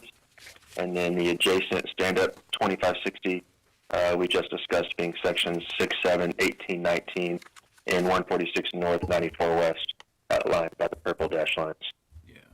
And I think we previously addressed your working interest in that 2560, but you want to move to L3 and take us through your working interest in that 1280? Sure. L3, we have sections 1 and 12 of 146 north, 95 west, containing 1,279.52 acres, where Marathon has a 100% working interest. So you have 100% working interest in both of these spacing units? That is correct. Okay. I have no further questions for Mr. Roberts. I'd offer the land exhibits in this case. The exhibits are admitted. Does commission staff have questions? Hearing none, you can proceed to Mr. Potowski. All right. Hey, Greg, on G1 and I guess G2, is that essentially the same with respect to structure and your cross-section? It is. Okay. Let's go ahead and move on then to G3 and the development map and what you're proposing with respect to the reduced setbacks on these two spacing units. Sure, yeah, so here in Exhibit G3, you'll see that there is a pair of walls straddling the common section line here. Both are spaced at approximately 270 feet from the common section line, with the intention of putting a middle Bakken well on the west side and a Three Forks well on the east side of that section line. They will be, again, completed and produced within, a reasonably close time frame of one another. Okay. I have no further questions for Mr. Bertowski on this case, and I'd offer the geology exhibits in this case. The exhibits are admitted. Does the commission staff have questions? Greg, if you're asking for a 250-foot setback, where will you target the wells? 270 feet, this is the common section line. Okay, thank you. Yes, sir. Any further questions? Hearing none, go ahead and proceed with Mr. Sure. Rathbone. Hey, Richard, why don't you just briefly take us through the reservoir data and economics for this case? I mean, presumably, at least reservoir is going to be pretty similar and economics. If you want to highlight anything unique on this one. Yeah, like you said, the reservoir could be identical. and our single well economics are all going to be the same as what we previously mentioned. In terms of recovery factor, I did a single well out of the reduced setback in the respective units. So for the 1280, you have the middle Bakken well trying to drain from original well in place with 3 million barrels, and then for the middle Bakken well, you'd be draining from 2560, excuse me, with 20. Sorry, I have my notes out of order a little bit. For the middle Bakken well, draining from single 1280 unit, 10.3 million barrels. And then the 3/4 would be draining at that 2560, which original oil in place 16.9. So leads for single well recovery factors 5.0%, 0.7 respectively. But the single well economics for each individual well are going to be identical to the previous case well. Sure. And I have no further questions. I'd offer the engineering exhibits in this case. The exhibits are admitted. Does the commission staff have questions? Richard, this is Bruce Hicks. The gas oil ratio you're showing in this area is pretty low, 900. Is that what you expect to have for a producing gas oil ratio? Yeah, that's what we expect. It usually could get a little bit higher. We've seen some cases where it's gotten up to 1,400, 1,500, but in our area, this would be the initial gas oil ratio. Okay, and I assume that you're keeping your midstreamer apprised of what your producing gas oil ratio is, so they're not surprised when these wells come on? Yeah, absolutely. We look at this on a monthly basis, try to coordinate with them. Okay, thank you. Richard, I know in the previous case you indicated the completions for all the wells would be around the same time frame. Would the well on this or on 1 and 12 be completed at the same time frame as the wells on the larger 2560? Yes, there'll be different pads, but completed in roughly the same time frame. So we're not looking to target any time in between the completion of the two wells. We'd like to get them as close to simultaneous as possible. So both wells on each side would be drilled and roughly completed about the same time frame. That's correct. Okay, thank you. Okay, hearing no more questions, are you ready to proceed with your next case? Yes, I am. Thank you, Mr. Examiner. So, Taylor, let's go on to 29100. Okay. And then, yeah, go ahead and identify the proposed spacing units we're talking about. Yeah, the two proposed 2560 acre spacing units in Exhibit L1 is sections 18 and 19 of 14694 West and sections 13 and 24 of 146 North 95 West. Let's move on to your working interest in the spacing units. Yes, in this 2560, Marathon has a 98.61% working interest, being in the previously described 2560 acre unit. Okay. And I don't have any further questions for Mr. Roberts in this case, and I'd offer the land exhibits. The exhibits are admitted. Does the commission staff have questions? Okay. Hearing none, go ahead and proceed to your next witness. Okay. And Greg, again, with G1 and G2, I guess I'm presuming that the structure and the cross-section are essentially identical, but if there's anything unique with respect to this case, you can go ahead and point that out. Okay, no, those exhibits G1 and G2 are the same. Sure. So let's then go ahead and move on to G3, and if you could walk us through what you have in mind with respect to development on this proposed spacing unit. Sure. So the plan for this space, the 2560 acre spacing unit, is placed a middle Bakken well directly on the section line between 13, 18, 19, and 24 section. Okay. And I don't have any further questions for Mr. Bertowski on this case. I'd offer the geology exhibits. The exhibits are admitted. Does the commission staff have questions?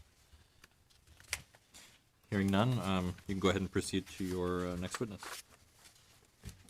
All right, Richard, let's just touch on E1, if there's anything sort of unique or distinctive with respect to reservoir or economics on this case. Yeah, nothing unique on a single well basis. The total recovery factor we anticipate 21.4%, which is pretty consistent with what we see in full unit development in this area. Okay. I have no further questions for Mr. Rathbone on this case. I'd offer the engineering exhibits. The exhibits are admitted. Does the commission staff have any questions? Hearing none, Mr. Mann, go ahead and proceed to your next case. All right. Taylor, let's go on to 29101. Okay. And just, I guess, identify the spacing units that are impacted first. Yep. Outlined in the blue dashed lines, we have sections 17 and 20. It's the 1280 acre spacing unit in 146 North, 94 West. We have the stand-up 2560 of sections 6, 7, 18, and 19 of 146 North, 94 West, outlined in the purple dashed lines. And then outlined in the orange dashed lines, the 2560 acre unit being sections 17, 18, 19, and 20 on L1. And then again, on both of these, Marathon has 100% working interest in each of those spacing units, is that correct? Correct. You've got that identified in your land exhibits. No further questions for Mr. Roberts on this case. I'd offer the land exhibits. The exhibits are admitted. Does the commission staff have questions? Hearing none, go ahead and proceed. Okay. And Greg, again, G1, G2, presumably same structure, same cross-section, is that correct? Correct. Okay. Let's then go on to G3 and focus on what you've got planned with respect to development here. Sure. So shown here in G3 in the yellow dash box, proposed 2560 with a middle Bakken well placed at 270 feet from the common section line and a Three Forks well on the eastern side placed at 270 feet from the western line. So both at 270 feet. Plan will be to, although off different paths, will be to, as Richard mentioned in the previous one, to drill and then complete these as close to one another as we are able to, in order to make them a single bit of development. Okay. I have no further questions for Mr. Bertowski. In this case, I'd offer the geology exhibits. The exhibits are admitted. Does the commission staff have questions? Hearing none, go ahead and proceed to Mr. Rathbone. Sure. And Richard, on this case, anything unique or you'd like to point out with respect to economics? Yeah, nothing unique here. Pretty similar to exhibit E1 29099. Sure. And I have no further questions for Mr. Rathbone in this case, and I'd offer the engineering exhibits. The exhibits are admitted. Any questions from commission staff? Hearing none, feel free to move on to your next case. Okay. Taylor, let's move on to 29039. And if you could just briefly take us through the land exhibits in that case. Yep. L1, the 1280 acre spacing unit being sections 5 and 8 of 146 North, 94 West. And the stand-up 2560 being sections 6, 7, 18, and 19 of 146 North, 94 West. And once again, with respect to these two spacing units, as you've got reflected in your land exhibits, Marathon has 100%, correct? That is correct. I'd offer the land exhibits in this case. The exhibits are admitted. Does the commission staff have questions? Hearing none, go ahead and proceed to Mr. Bertowski. And Greg, again, G1, G2, structure and cross-section, the same as the previous cases. No. And let's move then to G3, and can you take us through your development plan for these two? Sure. So, plan for these two will be to drill a middle Bakken well to the western side of the common section line, 270 feet, and a Three Forks well to the eastern side of the common section line at 270 feet as well. Plan will be to drill and complete these also in as close to the time frame as we're able to. We'd like them as a common development. It is worth noting that we will observe a 150 feet from south line setback for the middle Bakken well in order to mirror the eastern well of the Paris well. Sure. And then again, G4 just ties everything together in with respect to what we're doing in each of these cases. Yes, correct. And I have no further questions for Mr. Bertowski, and offer the geology exhibits in this case. The exhibits are admitted. Does the commission staff have questions?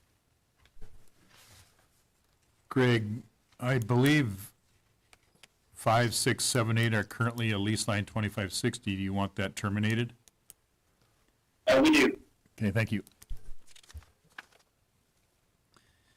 Okay, hearing no additional questions, feel free to proceed to Mr. Rathbone. Richard, on Reservoir Economics with respect to this particular case, anything you'd like to point out? Yeah, nothing unique about this development either. And then, Richard, sort of tying this all together and looking at, this development as a whole with respect to each of these 5 cases, and if the commission grants the relief, the increased density, the creation of these spacing units for the lease line wells, along with the reduced setbacks, in totality, is that, in your opinion, going to protect relative rights, prevent waste, and prevent the drilling of unnecessary wells? I believe so.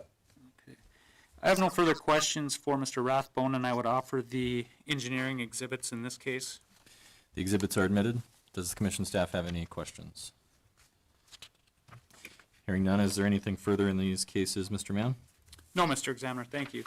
Thank you. That concludes the hearing in case numbers 29099, 29100, 29101, 29102, and 29039. That concludes the regular docket. We do have one case on the supplement, but let's take a short break. We'll go off the record for 5 minutes.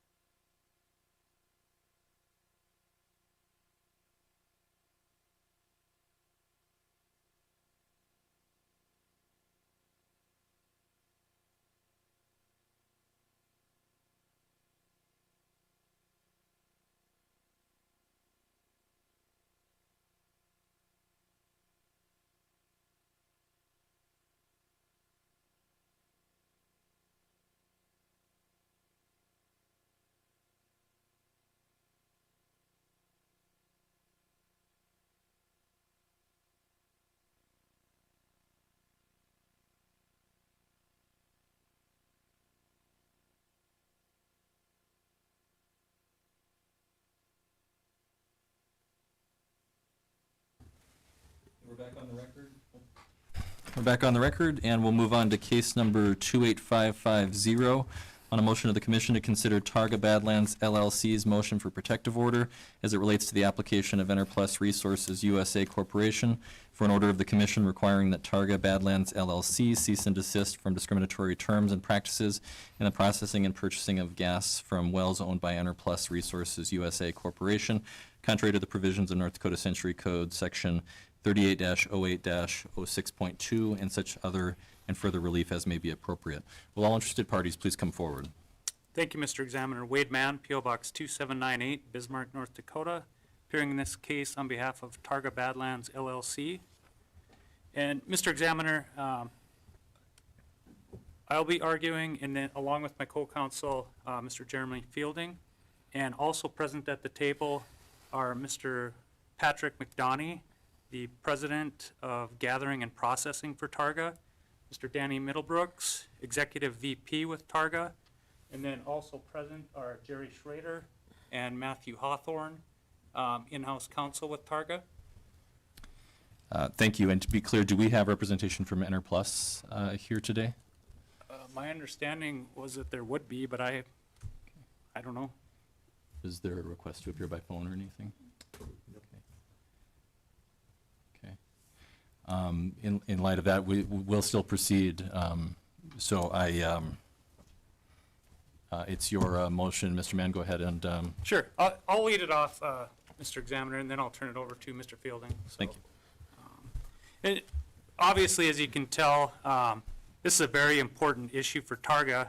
Typically, you're not going to see upper-level management with a company along with co-counsel and two in-house counsel appearing on a discovery motion, arguing a discovery motion. So obviously, this is a very big deal.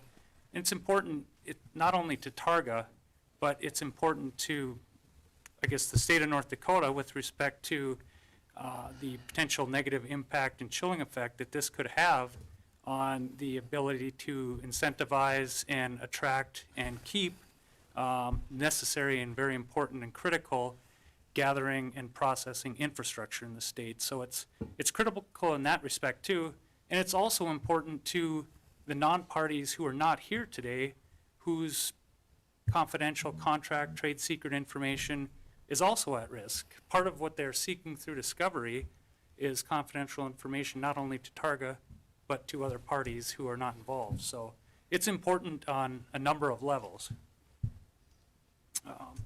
And with respect to the application, Enerplus has attempted to make this case a discrimination case, frame it as discrimination. Honestly, this has nothing to do with discrimination. This is a contract dispute, plain and simple. What Enerplus is doing is attempting to use this as leverage to negotiate better rates in a contract that was negotiated in 2013 and then was amended 2016, 2018. So this really, bottom line, it's not discrimination. It's a contract dispute, plain and simple.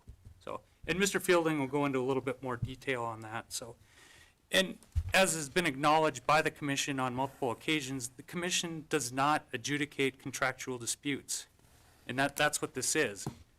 So, because of that, because of the confidential nature of the information, it's confidential, it's trade secret, it's privileged. Because of that, we were forced to bring a motion for protective order.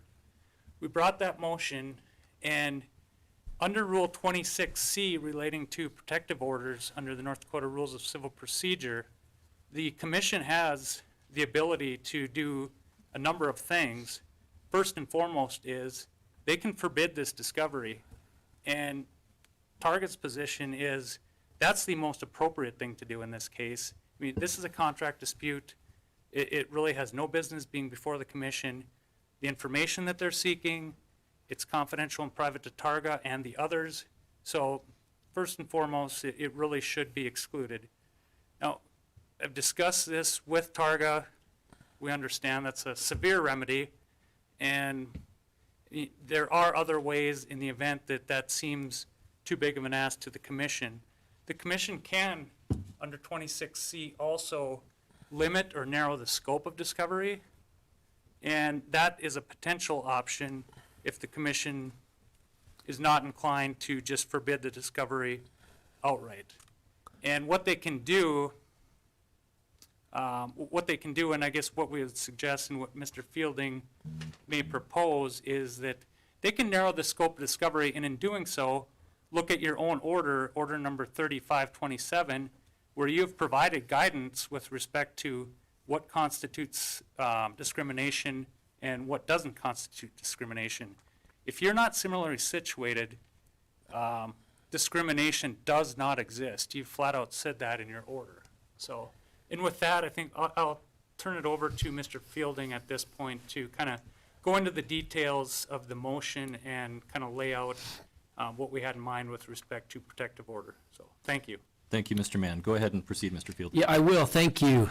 Thank you, Mr. Examiner, and grateful for the opportunity, the forum you guys have given us to come here and argue this today. I know this is a bit unusual to have hearings on motions for discovery. At least Mr. Mann tells me so, and we appreciate that, and we appreciate the fact that you've allowed us to do it, because this is an issue of extraordinary importance, not just to Targa, but we think to the industry generally. And Mr. Mann alluded to this earlier, but this really is an issue of first impression for the commission. What Enerplus is asking the commission to do here is literally without precedent in at least two ways. First, the application itself is unprecedented.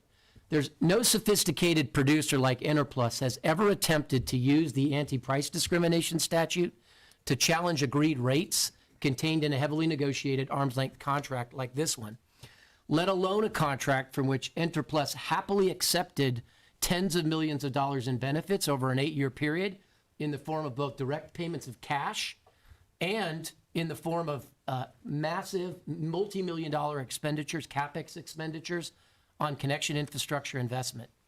Enerplus wants to keep all these benefits of the contract, past, present, and future, but at a lower price than it previously agreed to pay for them through the term of the contract. And it wants to do this despite the fact that Targa only agreed to provide these specific multi-million dollars in benefits in specific reliance on Enerplus's promise to pay these negotiated agreed rates through the end of the contract term. When Targa refused to Enerplus's demands for a unilateral reduction in prices, Enerplus threatened it would file this very application, and when Targa still refused, it followed through on its threat, and no producer has ever attempted previously to use the price discrimination statute in this way.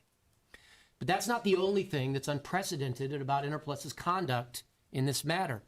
Enerplus has also sought to enlist the discovery process in its efforts to force this unilateral reduction in its shipping rates. And it has demanded in connection with that Targa produce without constraint or redaction all its contracts with all its producers in the state, including its most sensitive and confidential pricing terms in those contracts. These are Targa's crown jewels. No producer has ever used a price discrimination proceeding to obtain this kind of broad discovery, let alone use it as leverage in contract renegotiation efforts. And that's what brings us to the commission today. Enerplus has demanded the commission unilaterally reduce the burdens of the contract without reducing the benefits is entirely unfair and unjust to Targa, who, as I noted before, has spent millions of dollars in direct payments to Enerplus and in CapEx infrastructure investment in reliance upon Enerplus's promise to pay these rates. But, and this is what I want to emphasize, the impact of the decision you make today has implications far outside this case. What Enerplus is asking the commission to do here is going to set a precedent that will have pernicious ripple effects that extend far beyond the confines of these parties' contract negotiations.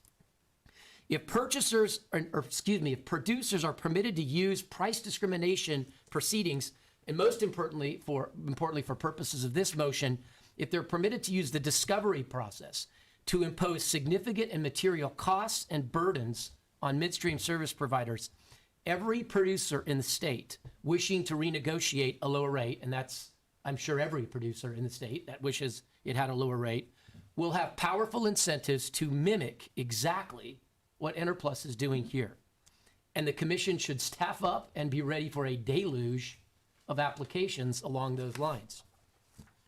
Relatedly, and also importantly, if midstream service providers see the commission sanctioning the use of a price discrimination proceeding and related discovery as crude instruments to force contract renegotiation, and if midstream service providers see that they can't rely upon the enforceability of agreed rates for the term of a contract, those service providers will face strong incentives to invest their capital other places. Targa doesn't want to do that, and I know the commission doesn't want that outcome to happen.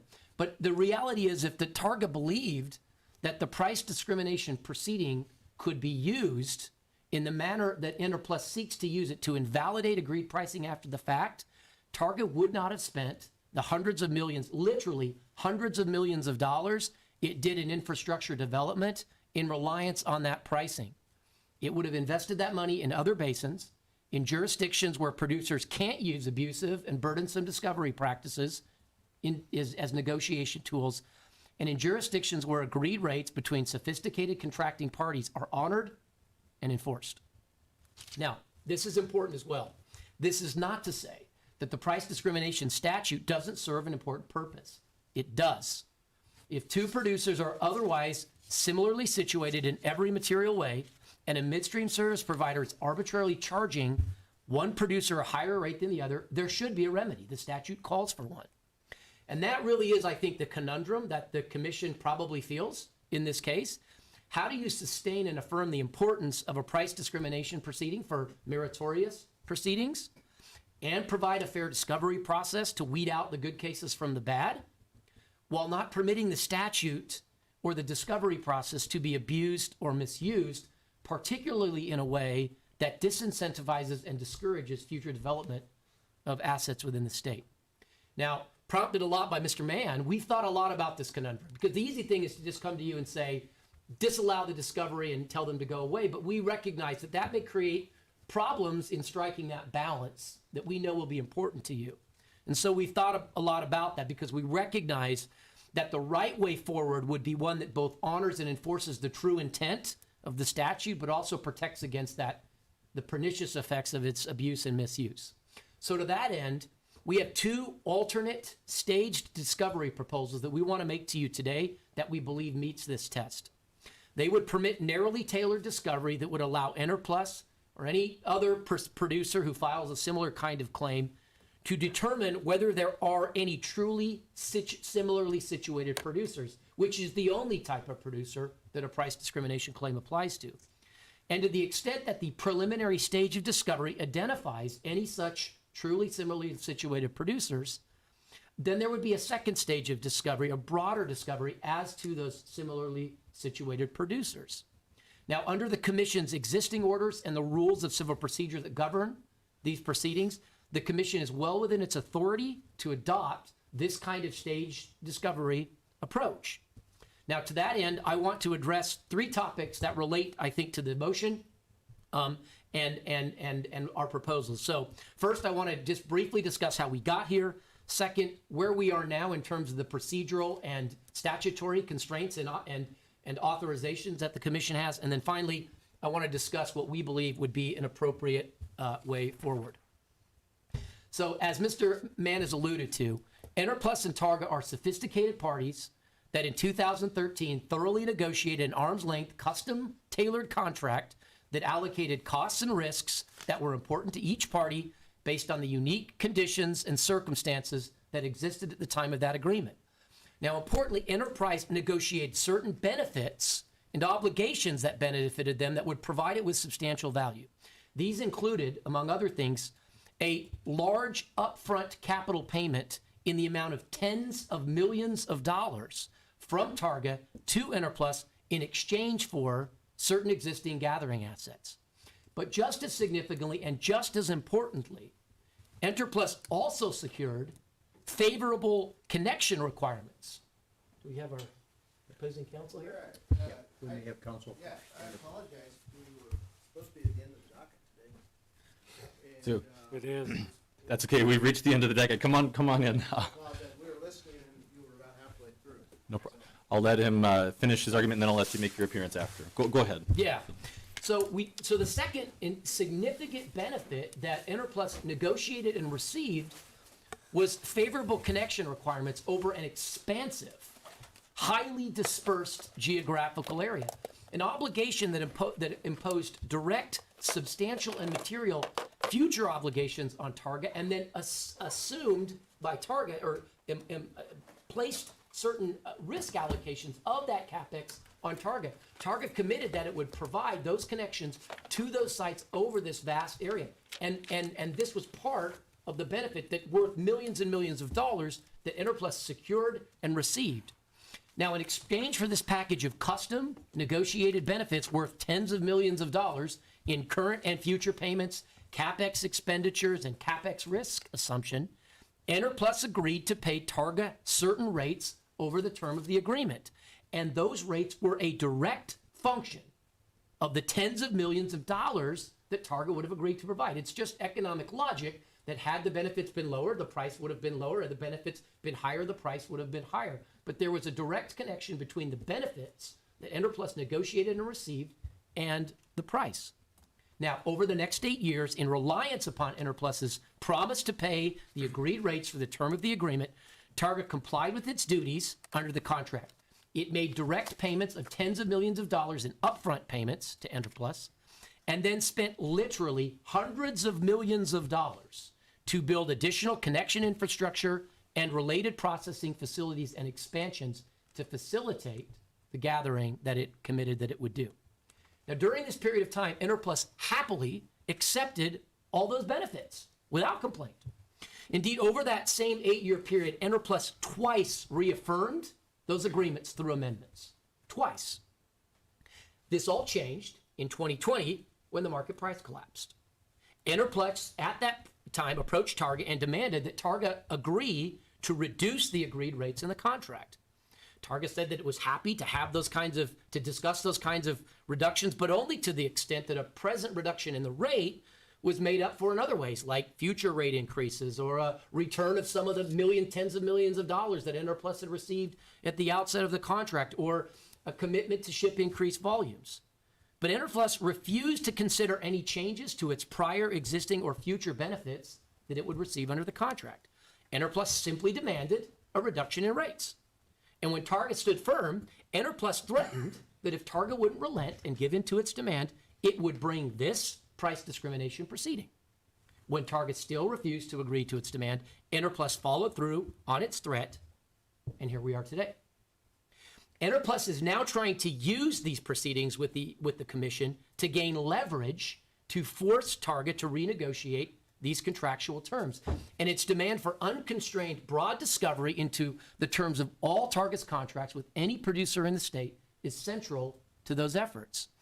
This fishing expedition is aimed at obtaining these crown jewels, the confidential and commercially sensitive terms of Targa's agreements with other producers, for two reasons. First, to gain a competitive advantage in its contract negotiations with Targa.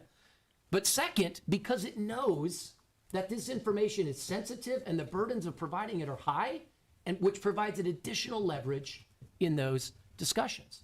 This is why Targa has filed a motion for protection requesting the commission prescribe an alternate discovery process that balances Interplus's need for relevant discovery against the real and significant costs, burdens, and consequences of requiring the kind of expansive, unconstrained discovery into Targa's most confidential and sensitive information.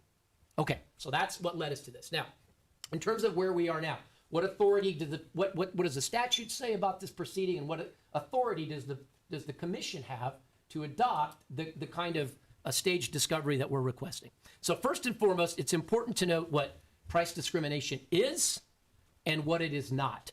And as Mr. Mann has alluded to, we fortunately have a prior order, a recent order from the commission. This is Order 3527, that sheds substantial light on that question. And as the commission knows, in the fall of 2019, the commission sought testimony and input from producers and service providers into the definitions of discrimination and similarly situated under the relevant statute.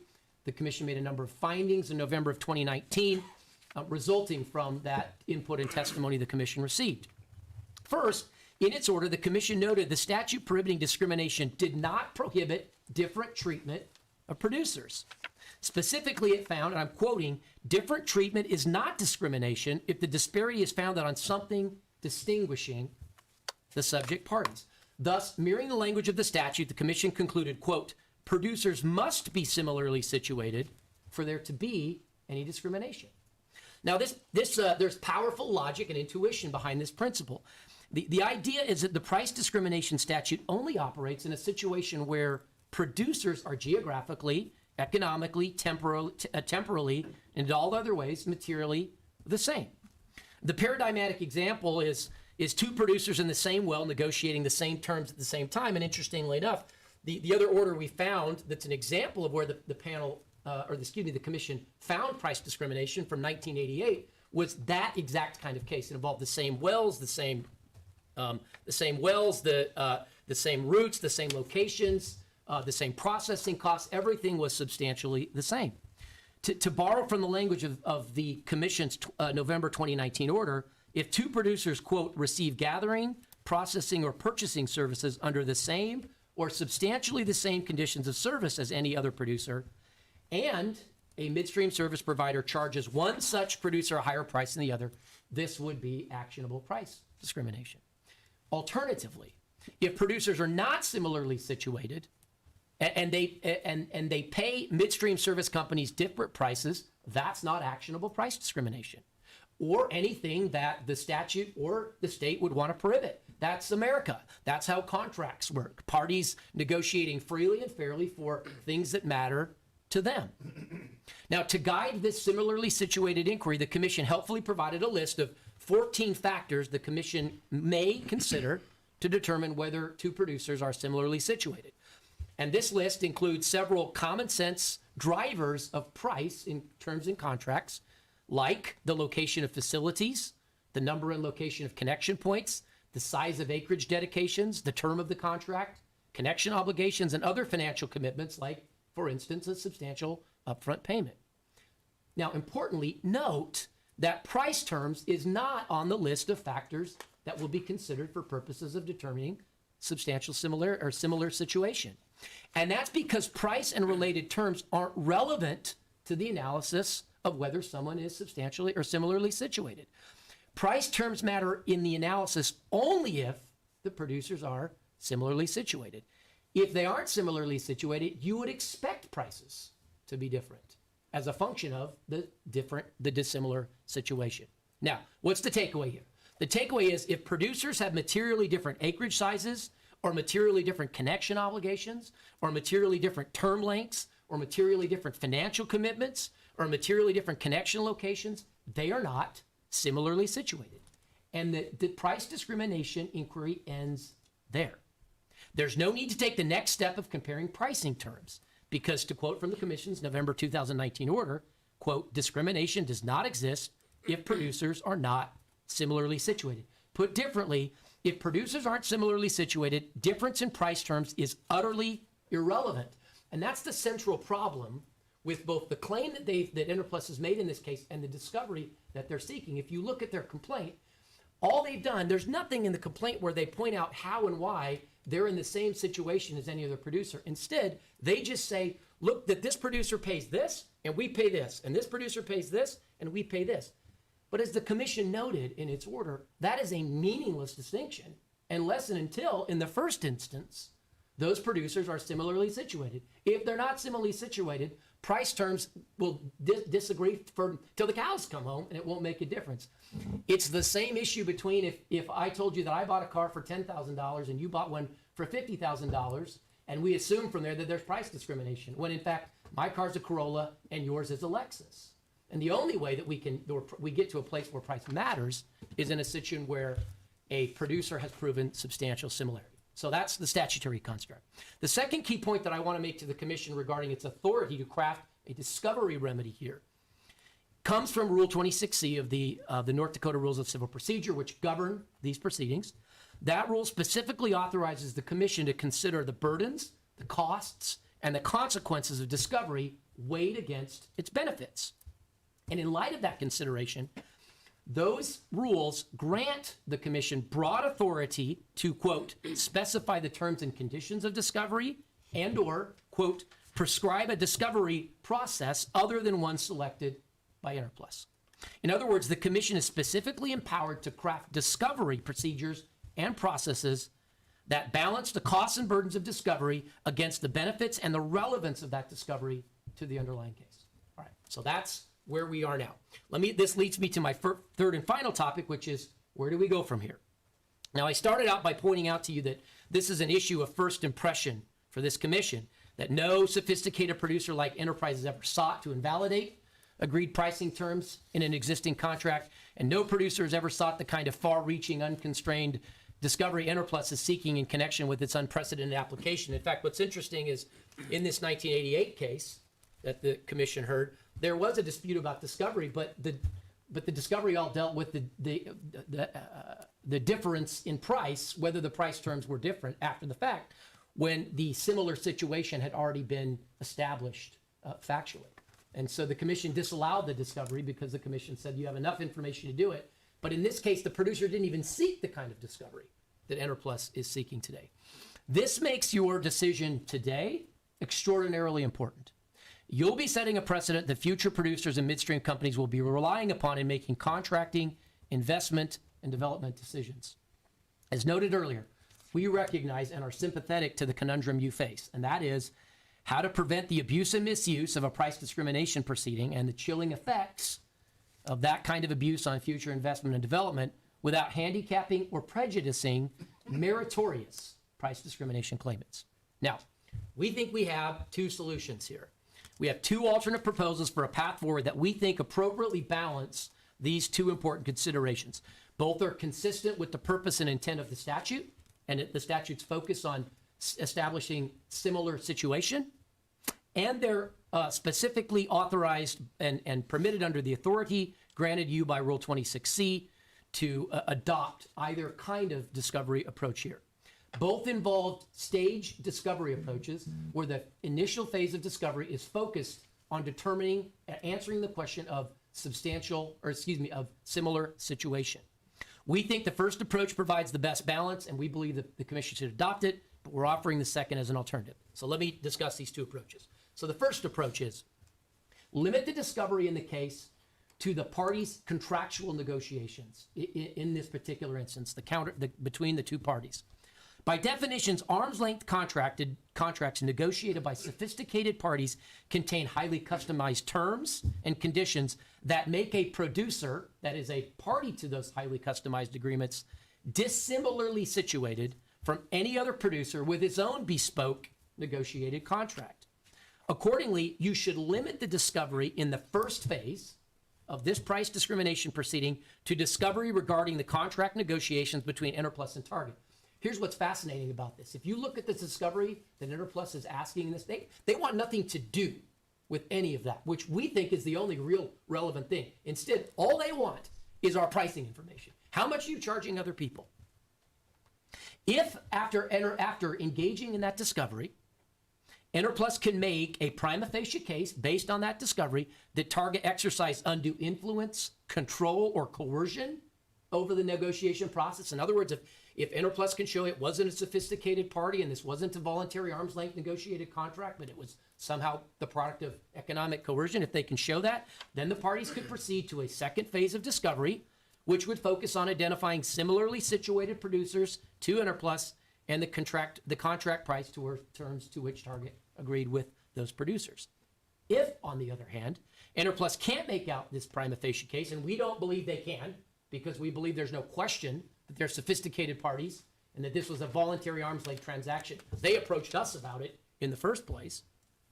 If they can't do it, no further discovery regarding contract terms with other producers will be permitted.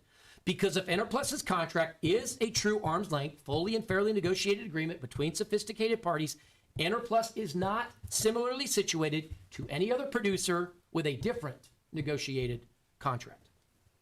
We think this is the best approach and the right balance.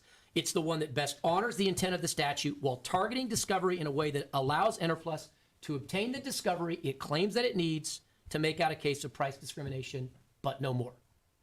And importantly, it avoids the burdens, cost, and consequences of Targa having to turn over its confidential information to a party that is actively engaged in renegotiations of a contract. So that's the proposal we think the commission should adopt. But we have a second approach, and we do that only because we want to give the commission some options. If the commission believes that approach is too narrow, then we would offer this as an alternative, and this would involve a staged discovery along the same way. And in this proposal, the first stage would focus on discovery into the primary factors from the commission's November 2019 order that dictate whether producers are similarly situated. Specifically, before permitting broad and unconstrained discovery of all of Target's most sensitive and confidential price terms that would be irrelevant if there is no similar situation, the commission would limit the discovery in this initial phase to identifying which, if any, producers are similarly situated to Enerplus. Now, to facilitate this, Targa would agree to disclose in a sworn interrogatory response the following categories of information for each contract with any producer in North Dakota. And we would do it in a way that, just again, to preserve confidentiality, we wouldn't disclose the specific identity of the producer. We just producer A, producer B, producer C, whatever. So they would know that there was that. There would be 7 factors that we would disclose. 1, we would disclose the acreage dedication size for within the contract with that producer. We would provide a map showing the location of the facilities for each producer. We would identify and disclose the number of connection points associated with each producer. We would identify the contractual connection obligations and which party pays for those obligations. We would identify any cash consideration paid by Targa to the producer. We would identify the duration or term of the contract, and we would identify the date of the contract, which would help the commission to get a sense of whether or not the economic conditions were similarly situated at the time of the contracting. Now, these 7 data points correspond directly to the 14 factors identified in the Commission's 2019 order. We didn't include all of them, and there's a reason why we excluded some, and I want to kind of cover the criteria. We had two criteria that we used in deciding which one. The first is we wanted to pick the terms that are the primary drivers of contract pricing, and hence key indicators of whether producers are in fact similarly situated. It's impossible to argue, for instance, that a producer with 1,000 acres of dedicated acreage that a service provider must provide connections to is similarly situated to a producer with 10,000 acres of dedicated acreage. Or that a producer whose contract requires the service provider to assume all future connection CapEx costs is similarly situated into a contract whose costs are borne by the producer. And that's true about all of the things that we put on there. They're substantial or significant drivers. The bottom line is if any of the factors, these 7 factors, is materially different between producers, these producers aren't similarly situated. And to quote from the Commission's November 2019 order, discrimination doesn't exist if producers are not similarly situated. The second criteria we've applied is each of these factors that we've agreed to disclose and in a sworn interrogatory response are objective and readily available. So it's easy and straightforward to disclose them. There's no room for disagreement about subjective interpretation. Acreage is what acreage is. Connection points, there's just a number and it is what it is. There's a map and the map is what it is. The contract has a term, etc. And it's also, the other important feature of them is they're simple and not complicated for us to provide. So for instance, one of the factors is the length of the haul. Well, that would be extremely burdensome for us to be able to detail for all of our gathering systems for each customer. So we've excluded ones where it would be extremely burdensome to do that, but focused on the ones that we think are primary drivers of that price. Now, I note again, this is a big accommodation that Targ is making here, and it's not made lightly. I can promise you that these 2 executives that are sitting next to me don't want to provide this kind of sensitive information to someone that they're in contract negotiations with and a market participant. They're not happy about doing it. But it is less sensitive, much less sensitive than pricing terms. And it doesn't require the wholesale disclosure of all its contracts. And we're doing it because we're trying to be problem solvers here. We're trying to find an accommodation that can allow the commission, again, to give weight and value to meritorious price discrimination claims while still protecting against abuse and misuse. Now, two other important caveats that I want to make about this disclosure. First, as Mr. Mann noted, third parties have confidentiality rights to this information, and so several of our contracts have a provision that would require us to give them a heads up and say, hey, we need to disclose this in connection with an order of a jurisdiction. And some of those third parties might seek the right to be heard by the commission if they are concerned about this information, but we'd agree we'd withdraw our own confidentiality objections to it. So I just want to make sure the commission understands that. And second, we'd need to finalize a protective order with Enterplus that has an attorney's eyes only provision that would apply to the information. Again, this information is still highly sensitive, and we would need to make sure that it didn't end up in possession of the clients themselves. And so it would be cabined and walled off at the attorney level. But assuming Enterplus agrees in concept to an attorney's eyes only protective order, we're confident that we can work out the details. So we don't view either of those caveats as stumbling blocks. Now, if in the stage discovery process, once we provide those sworn interrogatory responses, it would work the same way as the other approach. If after obtaining these disclosures, Enterplus was able to make a prima facie case that it is similarly situated with any producer on the list of disclosed producers, then we would go in a second stage of discovery. And in that stage, Enterplus would say, look, producer A and producer E, same acreage, same connection points, same connection obligations, same upfront payments, right? In that instance, if they're able to demonstrate that and make that kind of case, then we would enter the second phase and we would turn over those contracts for those producers where there's similar situation. Because again, that's the only set of circumstances where price discrimination would matter in the first place. And why give them our crown jewels unless and until they've been able to demonstrate there's a reason to do so. Now, here's the biggest benefit of this approach. There is zero prejudice to Enterplus from this. Enterplus's big complaint in its response is they have this chicken and egg scenario. They say, how are we supposed to determine whether we're similarly situated if we can't obtain relevant information? We need the contracts to determine whether we're similarly situated. And it's a decent point. But this proposal solves that problem for Enterplus.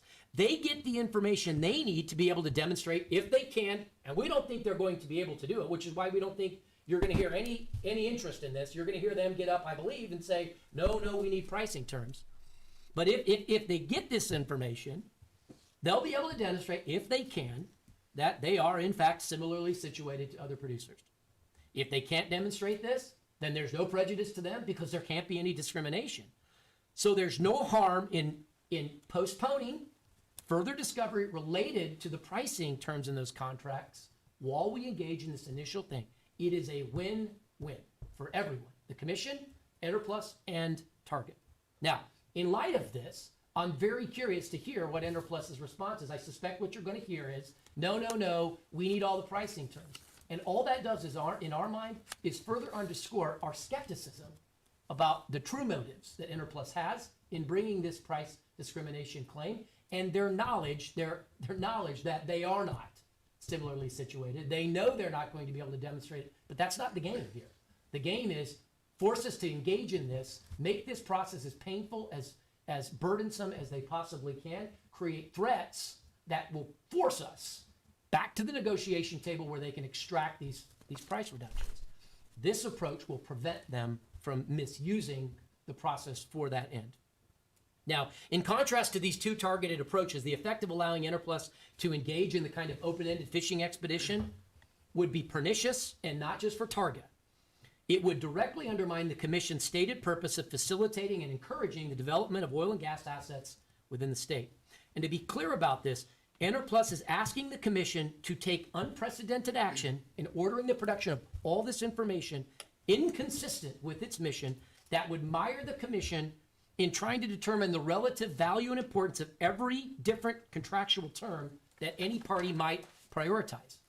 In effect, they want the Commission to act as a kind of rate-setting body, where the Commission comes in and evaluates freely negotiated contracts after the fact and extinguishes or changes those terms of those contracts afterwards. Allowing Enterplus to proceed here with the discovery that it wants would allow future producers to negotiate for particular benefits in their contracts that they traded for different rates, like Enterprise did here, And then 8 years later, after the market changes, after they get tens of millions of dollars of benefit, they come to this commission and say, and use this commission as leverage to get us to renegotiate those rates. If the commission allows it, it would have to reevaluate every term in every contract, every time a producer bargains for a different rate. This would force the commission to weigh the value of numerous and varying levers specific to any contract. In other words, you would become a rate-making body, which is not obviously what the commission's statutory duties are. You would face a deluge of producers who are unsatisfied with their existing contracts or simply want to gain the kind of competitive business advantage that Enerplus does here. And you will discourage future investment and development by service providers who would be deeply worried about having their contracts unilaterally rewritten or having the commission conscripted as a player in an effort to force a renegotiation of that. In short, if Enerplus is successful, North Dakota would stand alone and be at a huge disadvantage to other resource plays in the country. In sum, the commission should reject Enterprise's effort to conscript the commission as a player in its efforts to leverage this renegotiation of these contracts. The staged discovery proposals I've outlined today would prevent this kind of abuse and misuse of the price discrimination statute while still providing a path forward for claimants with meritorious claims, including Enerplus if they actually have one, which they know they don't, and it's precisely the reason why they're going to resist these common sense proposals that we've made.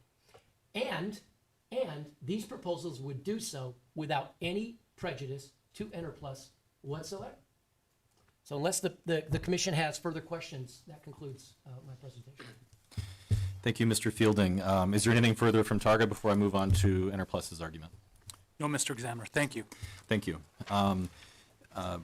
Maybe have counsel for Enerplus make a quick introduction and. Absolutely. Mr. Examiner, members of the staff, David Bengtson and Rob Forward of Stinson LLP, Bismarck, North Dakota, appearing on behalf of the applicant Enerplus Resources USA Corporation.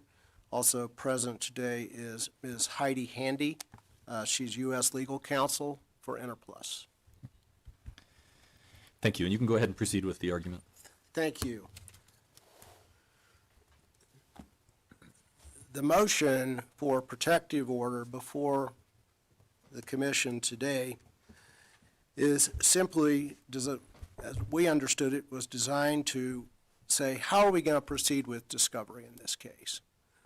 Targa has already filed, and the commission has denied a motion to dismiss Enerplus's application in this case. And in reviewing and deciding on that motion to dismiss, Enerplus presented to the commission under seal in a confidential filing certain rate information that Enerplus had access to, comparing the rates charged to Enerplus versus the rates charged by Targa to 4 other producers for the same month. And in that evidence, and I'm not going to go into the specifics because we filed that under seal and we've tried to be sensitive to Targa's claims that all of this information is confidential. And frankly, from the very beginning of this docket in our application, we said we're willing to enter into a protective order to protect the confidentiality of contract information, rate information, and other information that Targa claims is confidential. When we served our discovery responses in this case, we offered a proposed protective order to Targa. It's not Enerplus's goal in this docket to obtain confidential information in order to use it in some way or in order to disclose it to the public. That's not it at all. What we're trying to do in this docket is to obtain the information that can be presented to the NDIC so that the NDIC can fulfill its statutory duty. The legislature has said in 380806.2 that Targa may not charge discriminatory rates in gathering and purchasing and processing gas in this state. the legislature has charged the NDIC with the responsibility of enforcing that statute. That's our sole goal here, is we presented information that in response to the motion to dismiss, it showed that, in fact, the rates being charged by Targa to Enerplus are substantially more than the rates charged to other producers on the same gathering system for the same month. So, what does that mean? It means that what the next step, once you have to first look at, is there a substantial disparity in price? Because if there's not a substantial disparity in the rates being charged, we don't even need to get to the factors in order number 30527 that this commission decided would be examined if to determine whether or not producer A and producer B are or are not similarly situated. You don't even need to, if the rates are close, you don't even need to look at those factors. It's only in situations where there is a disparity in rates that you go to the laundry list of factors and determine, based on those factors, is there a reason why those rates are different? And all of those factors the commission can consider in determining, is the disparity justified or is it not? Because if the two producers are not similarly situated, there might be justification.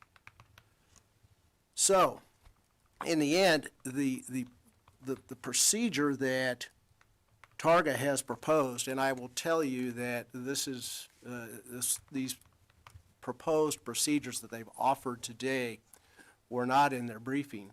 This is the first time we've heard them. I've not had an opportunity to talk to my client about them. But what they've done is they've turned the discrimination analysis on its head. The first step in the analysis is to look to see if there's a disparity in rates. Because like I said, if not, you don't even get to the factors. What they want Enerplus to do is to first look at all the factors and determine whether or not producer A and Enerplus are or are not substantially similarly situated. Well, we don't even get to that analysis if the rates aren't disparate. So why do we go through that analysis with 10 other producers if there's a disparity in rates with only respect to 2? You have to look at the rates first before you can then determine, okay, which producers do we need to look at and determine based on the laundry list of factors whether or not they are or are not similarly situated. That's the way that the statute is set up. That's the way that the commission looked at it in Order 30527, and that's the appropriate way to proceed. It would be wasteful of our resources and frankly Targa's resources to do discovery over all of those laundry list of factors, or in fact, as I heard today, Targa doesn't even want to give us discovery on some of those factors because they've unilaterally determined that they're just not important, which I don't think that's their determination to make. I think the commission's already said all of those factors are relevant and need to be looked at to determine whether or not producer A and producer B are or are not similarly situated. So we're past the motion to dismiss in this docket. The hearing officer has said there will be a hearing, and we will go to hearing. And the parties were ordered to proceed with discovery. We served our discovery on Targa, and we attached to our response to the motion for protective order a copy of that discovery. If you look at the discovery, it is limited solely to the factors that the commission needs to look at in determining whether or not there's discriminatory rates, which you have to look at rates and compare them, and then to determine if there is a disparity, are the two producers, or are they not similarly situated? That's all we're trying to get. The uniqueness of this case is that Targa is in possession of all the information we need to make that determination. And frankly, all the determination that the commission needs to ultimately make a decision. And all that information needs to be produced in discovery. And like I said, we're willing to enter into a reasonable protective order to maintain the confidentiality of that data. I heard in Targa's presentation this morning a discussion of a protective order that involved an attorney's eyes only provision. And just so you understand, if you're not familiar, such a protective order would say, as to any material that Targa deems to be confidential and is produced in discovery, only the attorneys get to see it.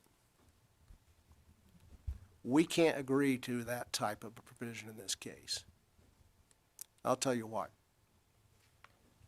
First of all, we've already agreed with Targa that there will be expert witnesses who will testify in this docket. Our expert needs to have access to that data, not just the attorneys.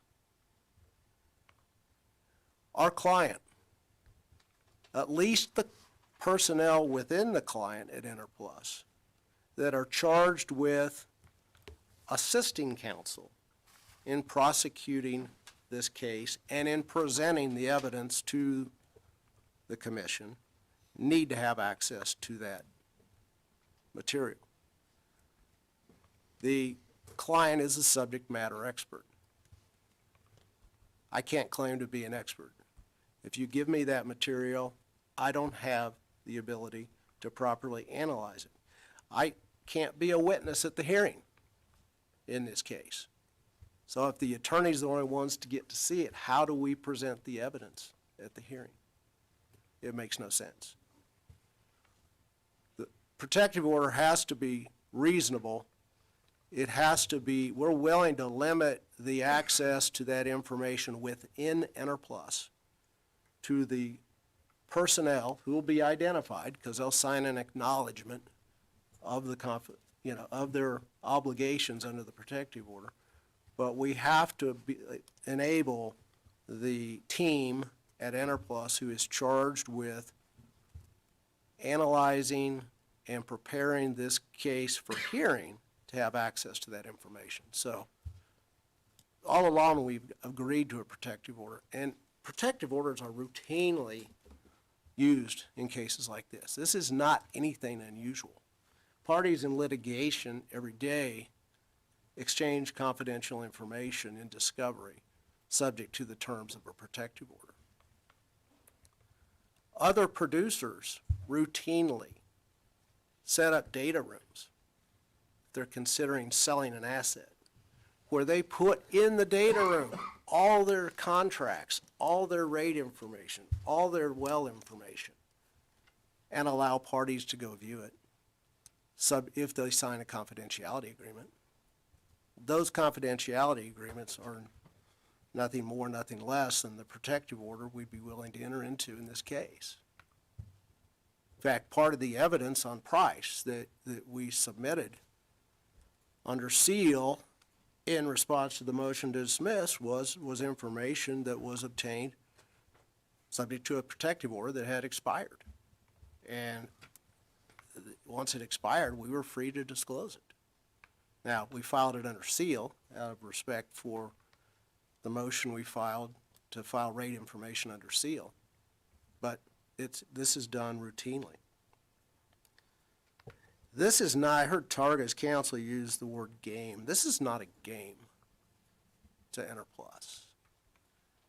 This is nothing more than Enerplus having a good faith reason to believe that the legislative mandate in this state, and when Targa and Enerplus entered into this contract, and when Targa enters into every one of its contracts in this case, it's bound by that statutory obligation not to discriminate. If they're not discriminating, what are they trying to hide? You have to ask yourself that question. All this procedure is, it's not a game. It's an attempt to ask the commission to perform its legislatively mandated duty to make sure that Targa is, the rates being charged are not discriminatory. And we're not out for it to disclose confidential information. There needs to be a procedure put in place. We think one can be that will protect everybody's interests, and that we can obtain the information we need to put on our case. All parties can have access to the information that the commission needs to make a determination in the case, and that everybody's interests can be protected.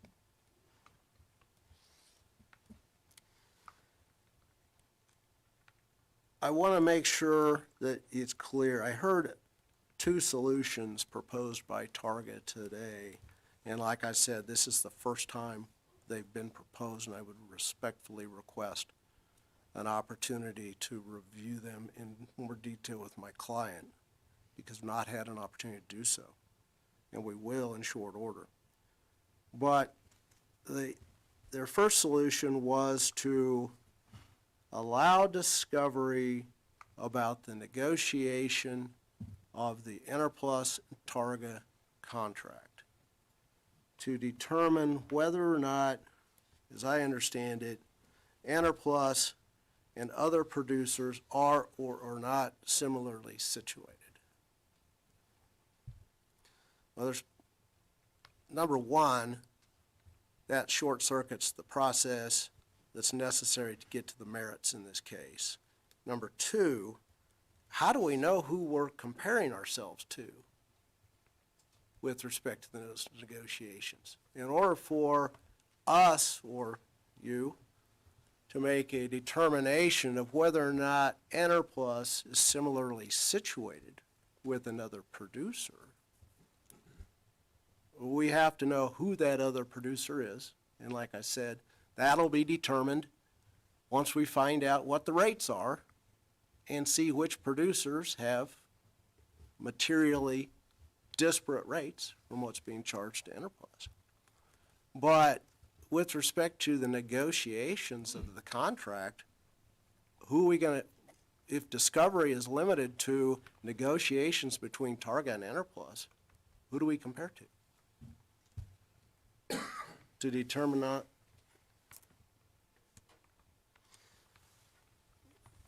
The other thing that I want to make clear in this case is that if necessary, we're willing to not have names associated with evidence produced.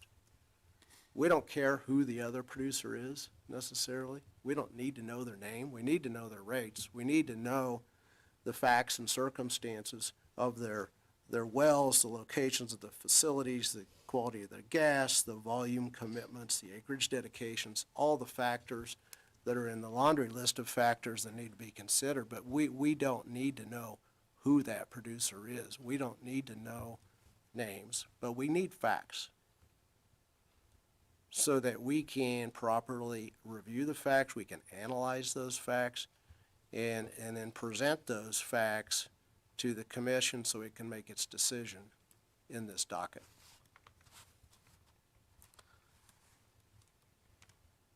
The stage discovery and the Targa unilaterally selecting what factors they're going to give us evidence about is simply not acceptable. We have offered, we will enter into a protective order. We won't agree to attorney's eyes only, but that's not unusual. And we think discovery in this case, as the hearing officer has said, should proceed. The hearing officer, in denying the motion to dismiss, said there will be a hearing. We think that the commission needs to review all of the evidence and make a determination whether or not there's been a violation of 380806.2 or not. And that requires disclosure of the evidence. You can't tie one hand behind our backs and expect us to go to hearing.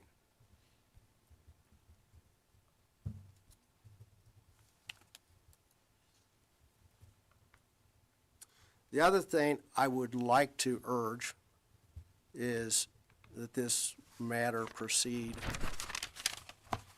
as expeditiously as possible.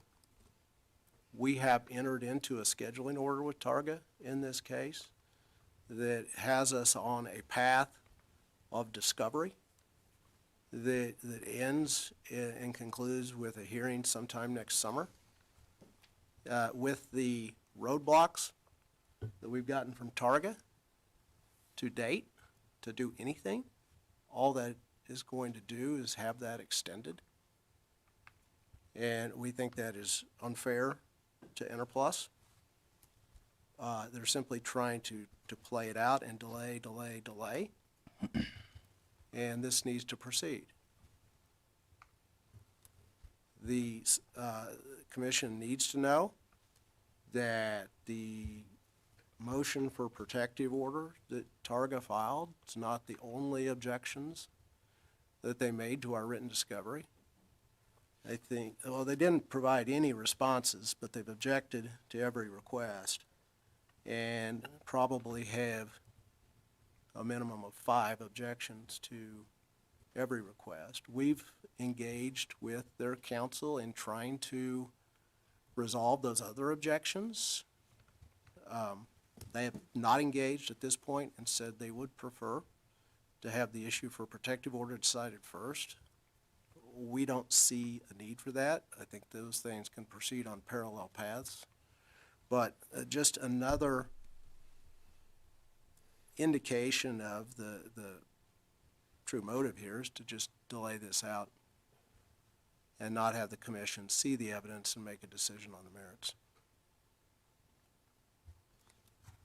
Like I said in the beginning, we're willing, and we've said from the beginning, to enter into a reasonable protective order, a protective order that allows us to have the people that need to see the evidence.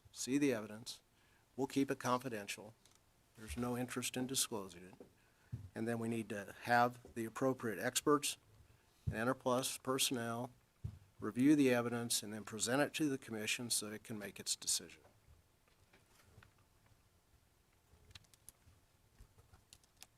That's all. Nothing further. Thank you. It is Targa's motion. Is there a rebuttal argument? Yeah, just a few points. I think it's telling, their response. They have no interest in any kind of targeted discovery relating to this threshold question of whether they are similarly situated with any producers. Their request to this commission is we get every contract from every producer with every single term.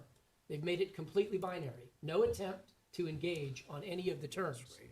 They want the full disclosure of all the details of our contracts, period. Now, it's interesting because the justification that's been offered from this, I wrote this down, he said, the first step is to look at substantial disparity in price. He said that's the first step in the inquiry. But this puts things exactly backwards. You don't look at the price disparity first. It's directly contrary to this commission's earlier November 2019 order, which says explicitly that price difference is not discrimination unless in the first instance producers are similarly situated. Quote, paragraph 4 from its order, discrimination does not exist if producers are not similarly situated. Their idea that you start with the price disparity and then from there assume there must be discrimination such that now they're able to engage in all of this burdensome discovery and effectively switch the burden for us to prove that we aren't discriminating gets things exactly backwards. Prices are always going to be different between producers, and we'd happily stipulate that our price terms are different with all of our producers well, because they are the product of sophisticated arm's length negotiations with parties. The fact that the price terms are different isn't even a disputed issue in this case. The reason they want to know what the price terms is because they understand how sensitive and consequential that kind of information would be, and why that discovery would force us back to the table. If the mere fact of price differences provides a basis for a discrimination proceeding and the disclosure of all contracts of any kind with any producers, it will guarantee a deluge of cases filed by producers wanting to use the threat of this discovery as the threat of this kind of burdensome consequential discovery to leverage renegotiated rates. And it will discourage and disincentivize investment from service providers who will face new and material uncertainty about whether they can rely upon negotiated agreed price terms. Now, I heard opposing counsel say that if we do discovery in the way we proposed it in this phased approach, it will waste resources. But again, that's getting it exactly backwards. Here's what will waste resources. If we engage in all of this burdensome consequential discovery and give them all of our contracts and all of our price terms, and then it turns out, which we think the discovery will plainly show, that they're not similarly situated, then we have wasted the commission's time, the party's resources, and the party's time. This is why the approach that we've proposed is eminently reasonable. It's why this staged discovery is both efficient and why it's fair. Now, I heard opposing counsel say, our sole goal is to allow the commission to enforce the ability to enforce the statute. That's our goal too. We don't have a different goal. But here's the problem. If that was their sole goal, they ought not have an objection to our staged discovery approach, because that's exactly what our staged discovery approach will allow. Importantly, in my argument, I pointed out there is no prejudice to them in staging discovery. There's no prejudice in saying, before we do all this really expensive consequential stuff, let's get to that first question first. Let's see if you can meet that first thing. He didn't come back and identify any prejudice to them associated with staging discovery in that way, because there isn't any. It's a perfectly sensible approach to this, and the fact that they're still opposed tells you, I think, all you need to know about what's really going on here, and underscores why a precedent that would allow them to do this would be so pernicious on a going forward basis. He said, if we aren't discriminating, then what are we trying to hide? We aren't trying to hide anything. As I said before, we'll stipulate that our price terms are different. That's what happens when you negotiate arm's length contracts with parties. The real question is not what are we trying to hide. The real question is, if Enerplus is really interested in determining whether they are meritorious, similarly situated producers, why don't they have any interest in engaging in discovery that's focused on that necessary element? Why do they want to skip ahead to the price terms first and then come back to all this other stuff, which is a threshold inquiry that doesn't even get us to pricing if they can't demonstrate it in the first place? In response to what I feel like was our accommodation that I promise you these executives don't want to engage in because it still involves giving information to a market competitor, in response to our attempts to problem solve, we've been met with one more stone wall. Give us everything, or I mean, it's binary. It's just give us everything, and nothing else other than everything will suffice. That's not problem solving, it's not efficient, and it's inconsistent with this commission's role and goal. Now, some comments were made about our motion to dismiss. Yes, a motion to dismiss was filed, and the commission determined that Enerplus has a right to bring a price discrimination claim. We don't dispute the fact that producers in the state have a right to plead and assert a price discrimination claim. What we're saying they don't have a right to do is to use that then as a vehicle to engage in abusive, burdensome, and consequential discovery that will have a pernicious effect on the industry. Our proposal provides them with the information they need in a staged way to demonstrate whether they're similarly situated, and if they can demonstrate that, then we take the next step. Where's the prejudice? Where's the harm? They identify none, and they've given away the game by doing that. Last thing that I want to address, and that's this attorney's eyes only thing. Opposing counsel makes it sound like this is a strange and obscure kind of provision that doesn't exist. And I think their objection to even this eminently reasonable limit on the ability to use this is telling. This is a standard term, an attorney's eyes only. I can't think of a time I've litigated a case that involves sensitive competitor level information that doesn't involve an attorney's eyes only designation. Virtually every case that I've ever litigated that involves that kind of sensitive information to a competitor that can be used for competitive purposes includes an attorney's eyes only designation. And the reason is it recognizes that clients can't unsee things. Once you see something, it's virtually impossible to later not use it for purposes other than litigation. I heard opposing counsel say, we don't want anything unusual. But when they're asking you to protect the information that we would disclose as part of this stage discovery, when they're telling you that they want something that contains information that I don't hear them disputing is not competitively sensitive, when they're saying they don't want it to include a limitation that restricts it to just the attorneys, they're asking you to do something highly unusual. And that's an important point to make here. If we did engage in this stage discovery without an attorney's eyes only provision, that would be a highly unusual thing, not an order that did not have one. So unless there's further questions, and I don't know, Mr. Mann, do you have anything to add? No, thank you, Mr. Examiner. Yes, thank you, counsel, for your arguments. We may have questions for counsel. I would like to meet privately with commission staff to discuss that. And so I'm going to take a short break. We're going to meet, and then we'll come back on the record. And if we have further questions, we'll let you know. So let's go off the record at this time. Thank you. Thank you.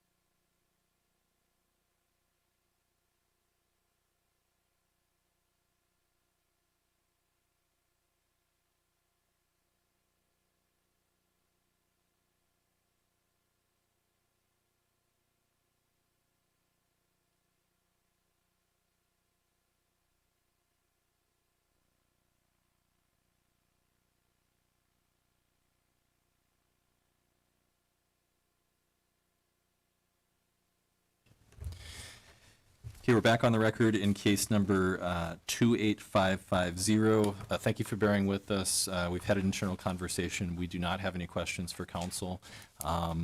This motion is fully briefed and argued, and it will be taken under advisement. Is there any final comment from council? No, Mr. Examiner, thank you. No, Mr. Examiner, thank you. Thank you, everyone. That'll conclude today's oral argument in case number 28550, and that is the last case